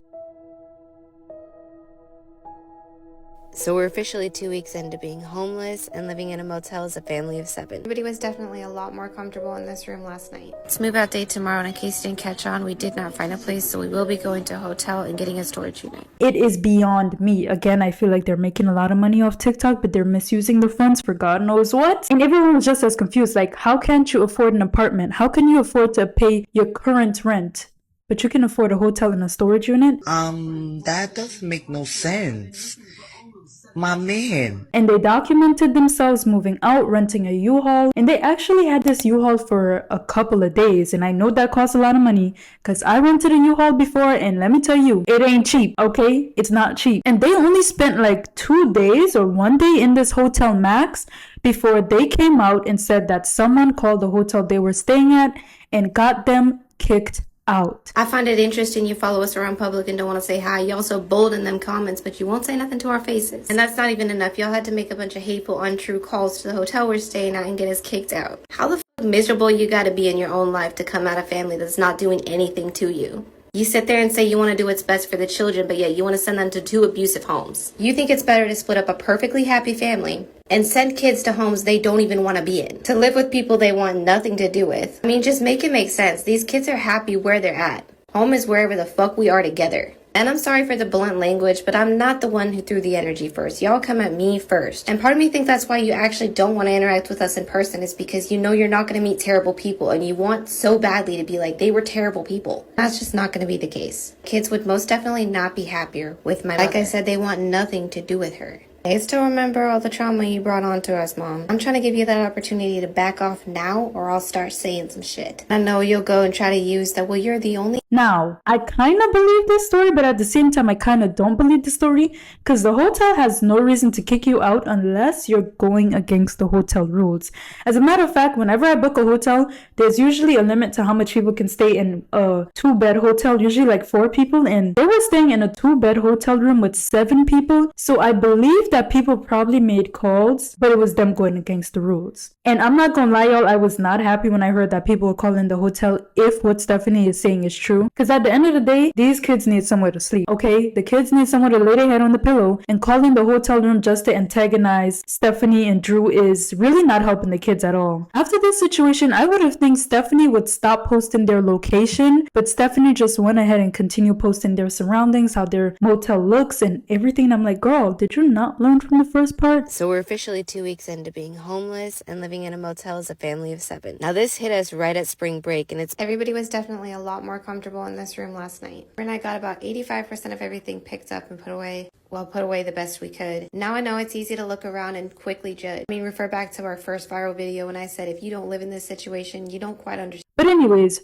right now they are in a motel, and Stephanie is documenting every single day of what it is like living in this motel. But here comes the plot twist. Guys, why did Drew Jenkins decide to make a TikTok account? And this only further confirms that Drew and Stephanie is making a good amount of money off TikTok. And they probably made this second account so Drew can also bring in an extra source of income. And from this, I picked up that Drew is no longer doing DoorDash and Uber Eats, because from the clues we're seeing on Stephanie's videos, Drew is no longer working on the road. He's no longer making food deliveries. Now he's being a stay-at-home dad and a new content creator. And Drew's account looked like it was mainly made to troll people. Y'all, why from Drew's account we found out that they bought another car? I can't even write a story to put that together. I can't even write fiction so y'all could think of this one. How you buy a new car and you have 6 family members shoved in a 1-bedroom, not even a hotel room. They got a new car, yet they gotta wash dishes in the bathtub. They got a new car, yet they have a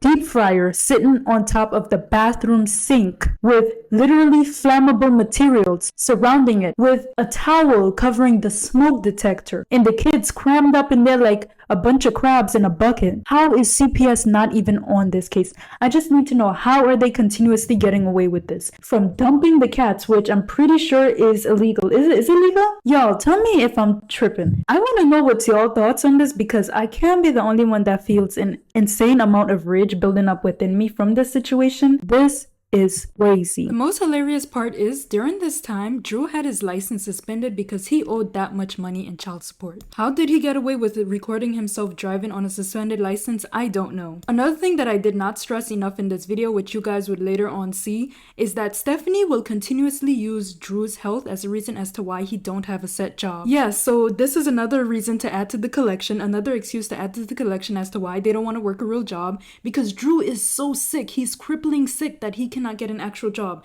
As we can see in these clips, he is moving fairly well. He can sit behind a register. He can bag up things. He can do way less than what he's doing now, but Drew is just so sick that he cannot get a legitimate job. And what are these sicknesses that Stephanie keeps stressing onto us? Oh, well, he has unknown heart issues, and later on we will see another new health issue that Drew has no history of having. But yes, y'all, this is reason number 157 on why Drew cannot work. He's allergic to W-2s, and now he is crippling sick that he cannot bag a single item. And I guess they really underestimated how bad social media doesn't like them, because the audience was able to get Drew's account banned, so his influencer dream did not last long.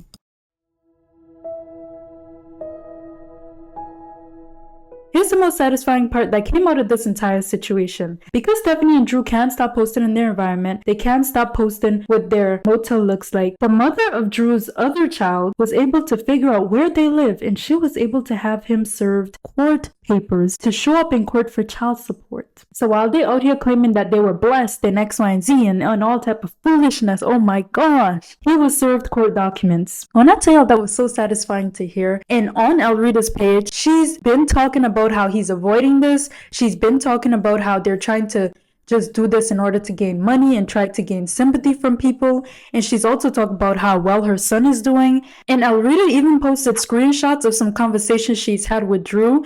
And I'm not gonna lie, y'all, she seems like such a good person and seems like a person that, you know, we can clearly see why it didn't work out. But the way they try to paint her out to be this bitter ex-baby mama, when the reality is she left Drew because he was no good for her. Like, we can clearly see the type of person he is right now. And all she's asking is for this man to at least support his child financially, not even emotionally anymore, literally financially. You can't have a kid, dump the kid out there and pretend like the kid don't exist. That's not how things work. That's not how the court system works. What I'm about to talk about literally just happened yesterday, and it is so, I want to say hilarious, but at the same time, I want to say it is crazy behavior. Why did Drew suddenly have a medical emergency on the day he was supposed to appear in court? That's the type of things you can't make up. So Stephanie came to TikTok basically ranting about Drew's condition and how the paramedics treated him. And she also tried to twist this into a racism situation. When I tell y'all, I was like, boy,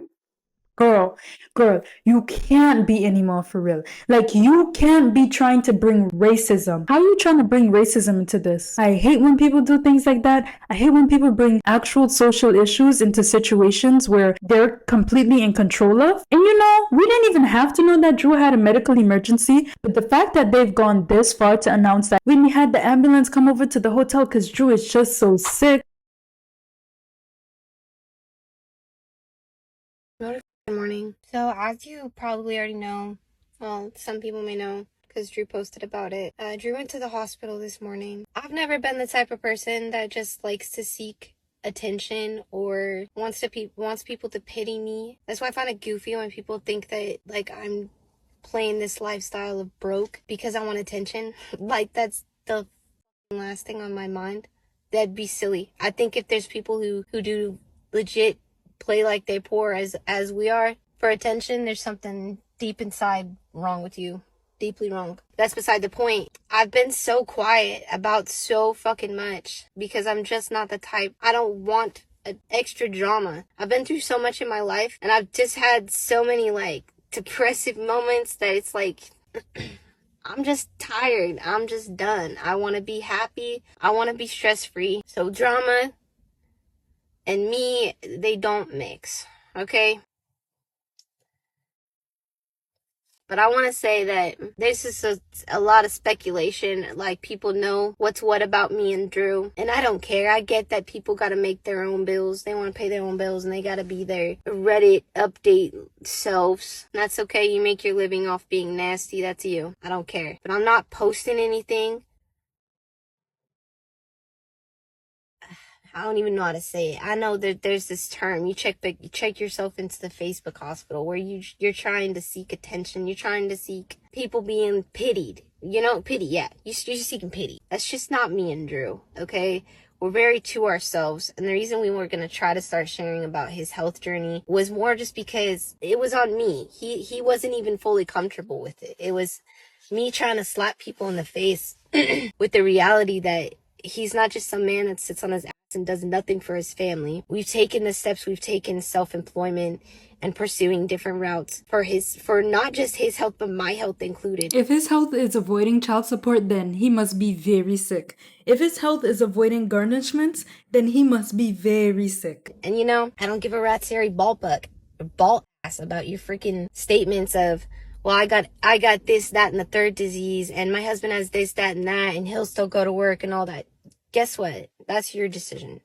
I've seen way too many people way too freaking young. It's crazy for her to say work will take 10 years off your life, but she's pretending like poverty isn't doing that to her right now. If we scroll down in Stephanie's videos and just look at Stephanie's appearance and how that has progressed over time, safe to say it's also taken 10 years off her life. And let's not pretend like people cannot work while they are sick. There are people working with hypertension, heart issues, and a bunch of other issues, yet here she is choosing poverty. Here they are choosing total poverty instead of working. Just say it for what it is. You guys are avoiding legal issues. You're avoiding child support. And when I noticed that, hey, if I keep pushing my body this, that, and the third way, I'm going to cut 10 years off my life.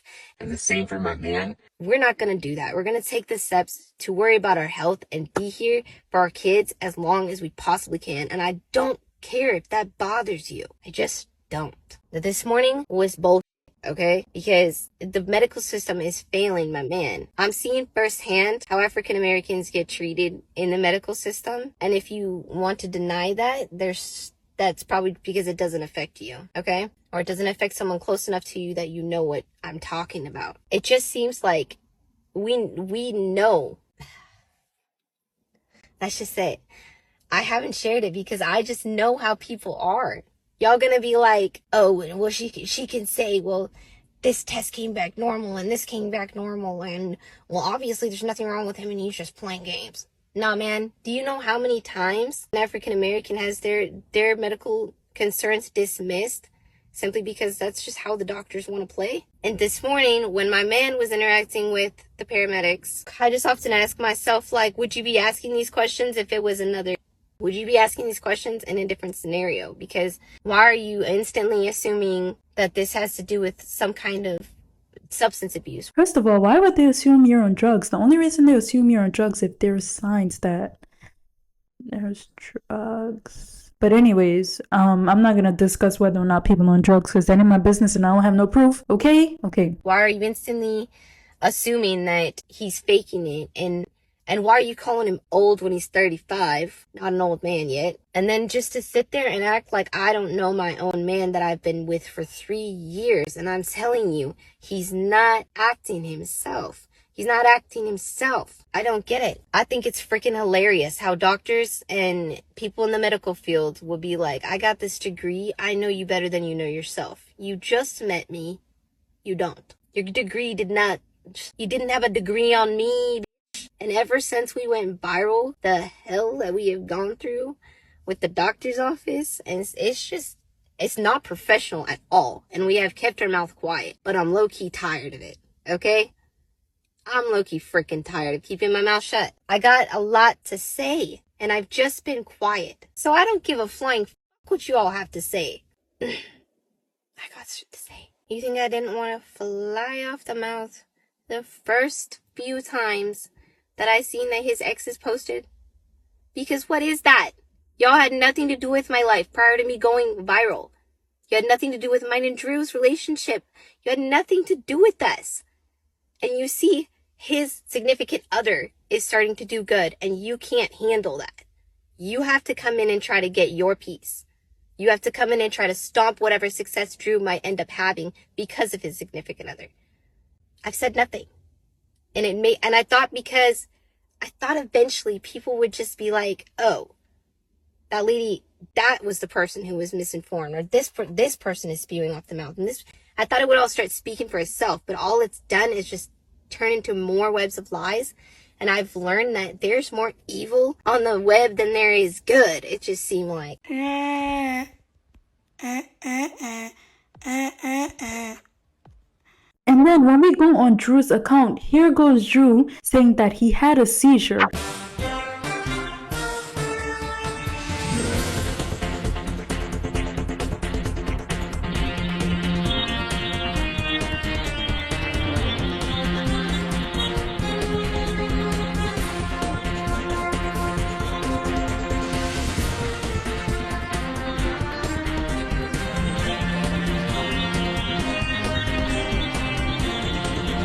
Guys, help me understand. How did you have a 3-minute seizure as someone who has zero history of having seizures and was discharged the same day, and then you went back to your regular life as if nothing happened? All on the same day, you coincidentally had a court case. Now, I want y'all to tell me in the comments what y'all think this is, what y'all think happened, because I ain't gonna say it over here because I have no proof of saying whether or not someone had a seizure. I can't say he had a seizure for real. I can't say if he really has some sicknesses. I can't say none of that stuff because ethically speaking, it's not my place, but I really want to say something, y'all. Oh, it's a coincidence that you have a huge medical emergency, one as serious as a seizure, on the day you have to show up in court for child support. You all got me bent back sideways. I don't understand what y'all got against my PlayStation. I worked hard for that. Bro, I am a disabled veteran. You guys need to give me the respect I deserve for being sober. 6 years, bro. But y'all, it is not my place to say whether or not they're lying, but we all got context clues and common sense, right? And this all just happened yesterday. And right after having a seizure and also claiming that Drew suffered from a heart attack before, and Drew also has high blood pressure, Drew went back home to eat his fried chicken, mashed potato, and delicious, greasy American meal after telling us that Drew has had a heart attack before. He has had a heart attack before, but this was a seizure this time. He went to the bathroom, and I was like, okay, this seems like a long time. I went to go check on him, and he's already laying down. So I woke him up, and I said, you know, are you okay? Are you okay? And he went to stand up and start talking to me, and he just started, like, stiffening up, fell over, and started seizing. I can't make this up. I can't make this up. I'm not gonna say if he faked it or if it's real. That ain't my place. I wasn't there. I didn't witness a seizure. I didn't witness him not have a seizure. All we can do is take what they say as fact. And if we're taking it as fact, then, buddy, you need to watch your diet. That's a hypertensive diet. The final thing I want to talk about is Stephanie starting a subs only on her TikTok. And a subs only is basically a section of your TikTok that you can open, but people would only have access to this part of your TikTok if they pay for it. It's basically like a membership for your TikTok account, and people pay for exclusive content. And on their subs only, you can play games with them. You have exclusive content. You also get to be a part of their live streams, and I think you get stickers and whatnot. And guys, why did over 300 people sign up for their subs only? And I think they charge like $3.99 or $4.99. I can't pull it up over here because my laptop doesn't allow me to see it. Editing Izzy is here to save the day once again. Please pass Izzy, get it together, because I have to keep going back and doing things like this. But as we can see, there is multiple different price points depending on how much you want to be subscribed to them for. And it also depends on how long you want to be subscribed. And the longer you're subscribed, the less you pay. And the lowest they offer is $4.79. But they also do offer a deluxe subscription, which obviously costs more than the standard subscription. And for new subscribers, you will be paying $8.99. And there is, again, different price points at which people can choose to subscribe at. After this, you will see me do an estimate on how much I think they're making monthly. But now that I know that they have so much different tiers and so much different amounts that people can subscribe at, my estimate is probably on the lower side of things, so just keep that in mind. See it? And I did the math on how much they should have monthly from their subs only. They should have about $2,000 to $3,000 a month. extra coming into their content on top of live streams and on top of being a part of the TikTok monetization program. Where is the money going? I am generally starting to think that they made their family homeless intentionally to continuously push their content and to also probably purchase this tiny home that Stephanie keeps mentioning in her videos. I had a kitchen sink, I had a stove, I had a kitchen. Yeah, it was small, but it was more than what we're working with now. And a lot of you wanted to put down that situation that we were living in. I mean, albeit it was definitely not ideal for our size of a family we have now, but there was a lot of positivity about it too. And I think that's just because we had really spent the time to make that situation work for our family. While we were packing up the U-Haul, Drew and I noticed we really did have that place organized to fit for our family. Drew and I both really like the concept of a tiny home as long as it has well organization to it, but ideally said tiny home would be on a plot of land. Also, the tiny home that we envision has a space and a nook for everybody. Everybody's provided their own little private area. We still get to remain the close-knit family that we are. And that's just a little bit about our goals and how we try to stay positive in every situation we're in. And then briefly, I wanted to talk a little bit about housing. I've seen a lot of people just assume that we're just trying to sit up in this motel for the rest of our lives. Your time frames are completely unrealistic. I've never seen anyone flip their life over in less than a year. And even a year is pretty good timing. I'm the type of person that focuses on the immediate need. Housing is an immediate need, but it's also something that we need to plan for. We need to make sure we're not jumping into anything that doesn't last us. It's silly to assume that Drew and I don't sit here and have endless conversations about what we want to try to do next. We've thought about possibly getting something mobile and being the traveling type family. We've also been considering moving out of state because there's a lot of other states that have way more affordable housing than Oregon. Just because the housing is affordable doesn't mean that groceries are more affordable in that state, other costs of living. I mean, there's lots of things to consider. Lots of things to consider that take time to consider. Y'all, when I tell y'all I am so disturbed by the things I find out about this family, I am disturbed. Why is Stephanie continuously saying that she wants a tiny home for her family of 7? What is the obsession of having so much people crammed in one place? You shouldn't be focused on a tiny home.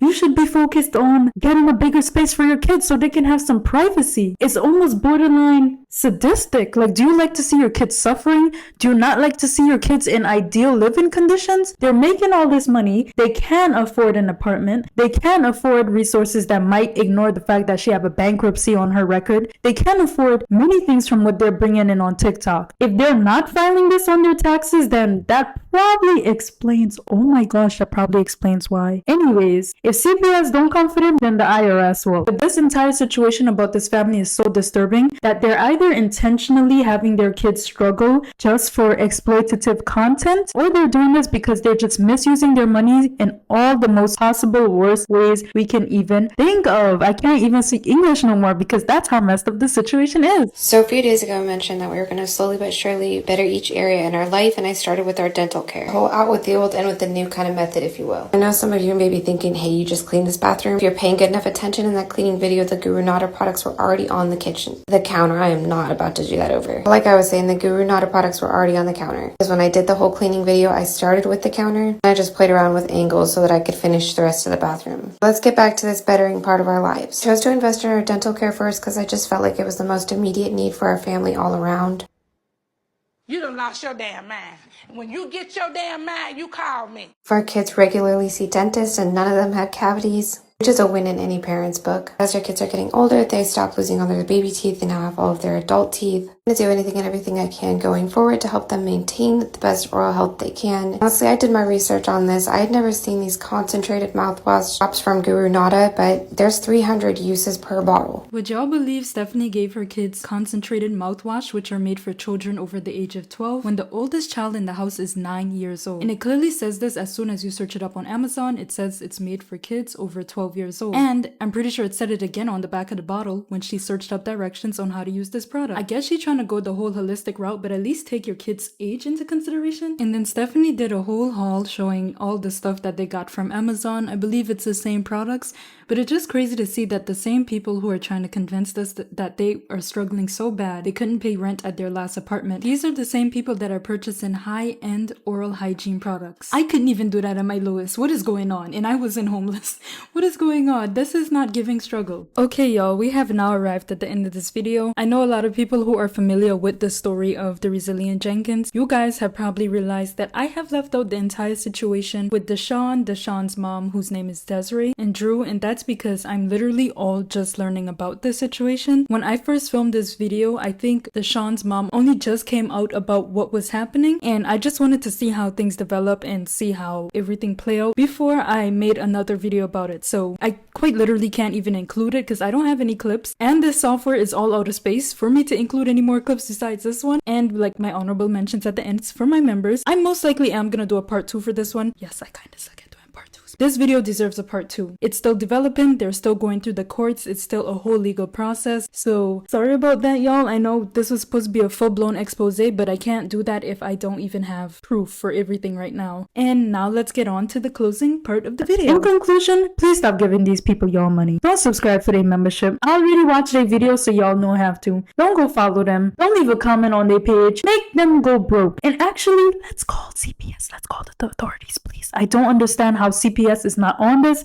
I don't understand how we're watching kids cram up in a motel with such extreme living conditions, and they're still with both clearly selfish, not suitable parents. This whole situation is insane, and I pray that these kids get the justice they deserve, because right now they don't notice what type of situation they're in, but as soon as they get older and that trauma hits you like a ton of bricks, it's really gonna be their battle to fight. I'm really hoping the best for those kids. I'm really just hoping the best for their kids. Like, that's, at the end of the day, that's all I'm worrying about, low-key. But anyways, y'all, leave your thoughts in the comment section and let me know what you think about this entire situation. Do you agree with what I'm saying? Do you disagree with what I'm saying? Have you ever been in a situation like this? Do you have any stories similar? Please let me know if I'm reaching a little bit, or like, is this situation genuinely crazy? This situation is actually genuinely crazy. But yeah, I really hope that these kids get into a better situation and suitable parents and guardians take them away from these two clearly selfish, reckless, and unfit individuals. And once again, please don't give these people y'all money. Please don't give these people y'all money. Please don't give these people y'all money. And that is it for this video. I hope you guys enjoyed. Let me know if you agree. Let me know if you disagree. Like, subscribe, comment, and leave your thoughts. That's what I mainly care about. Leave your thoughts. I want to see what y'all think. If you can change my mind, go ahead and change my mind.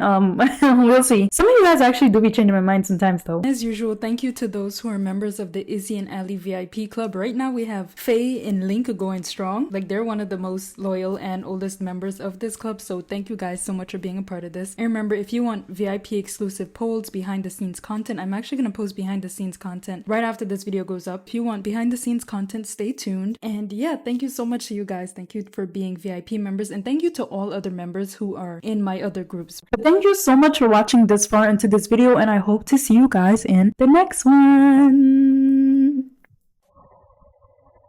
Okay. Look at Ali dropping the back. I think I'm just gonna have to take down my wall decoration because the cat is eating it. I need a retwist. I do need a retwist. Oh my gosh, it's calling out. Retwist coming next week. Imagine how I would look if I was bald. Let's try to imagine that. Nah, I think I'm gonna keep my hair. Should I? I don't think I would look bad bald.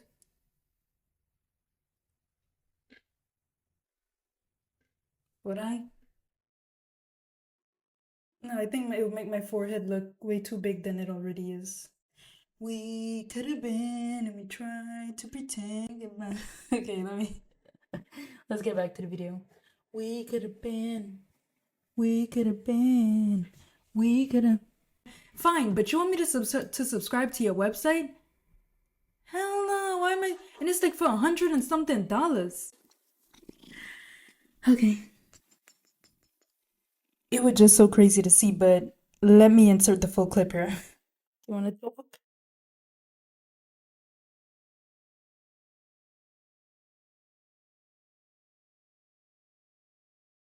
He's so cute. I love him. Sally, mommy love Abby. Who loves that? Do you guys want to see him fully? Oh, shoot. Something's getting caught. Isn't he such a cutie? He's in the studio with mommy. Aren't you in the studio with mommy? He's so cute. I love my baby.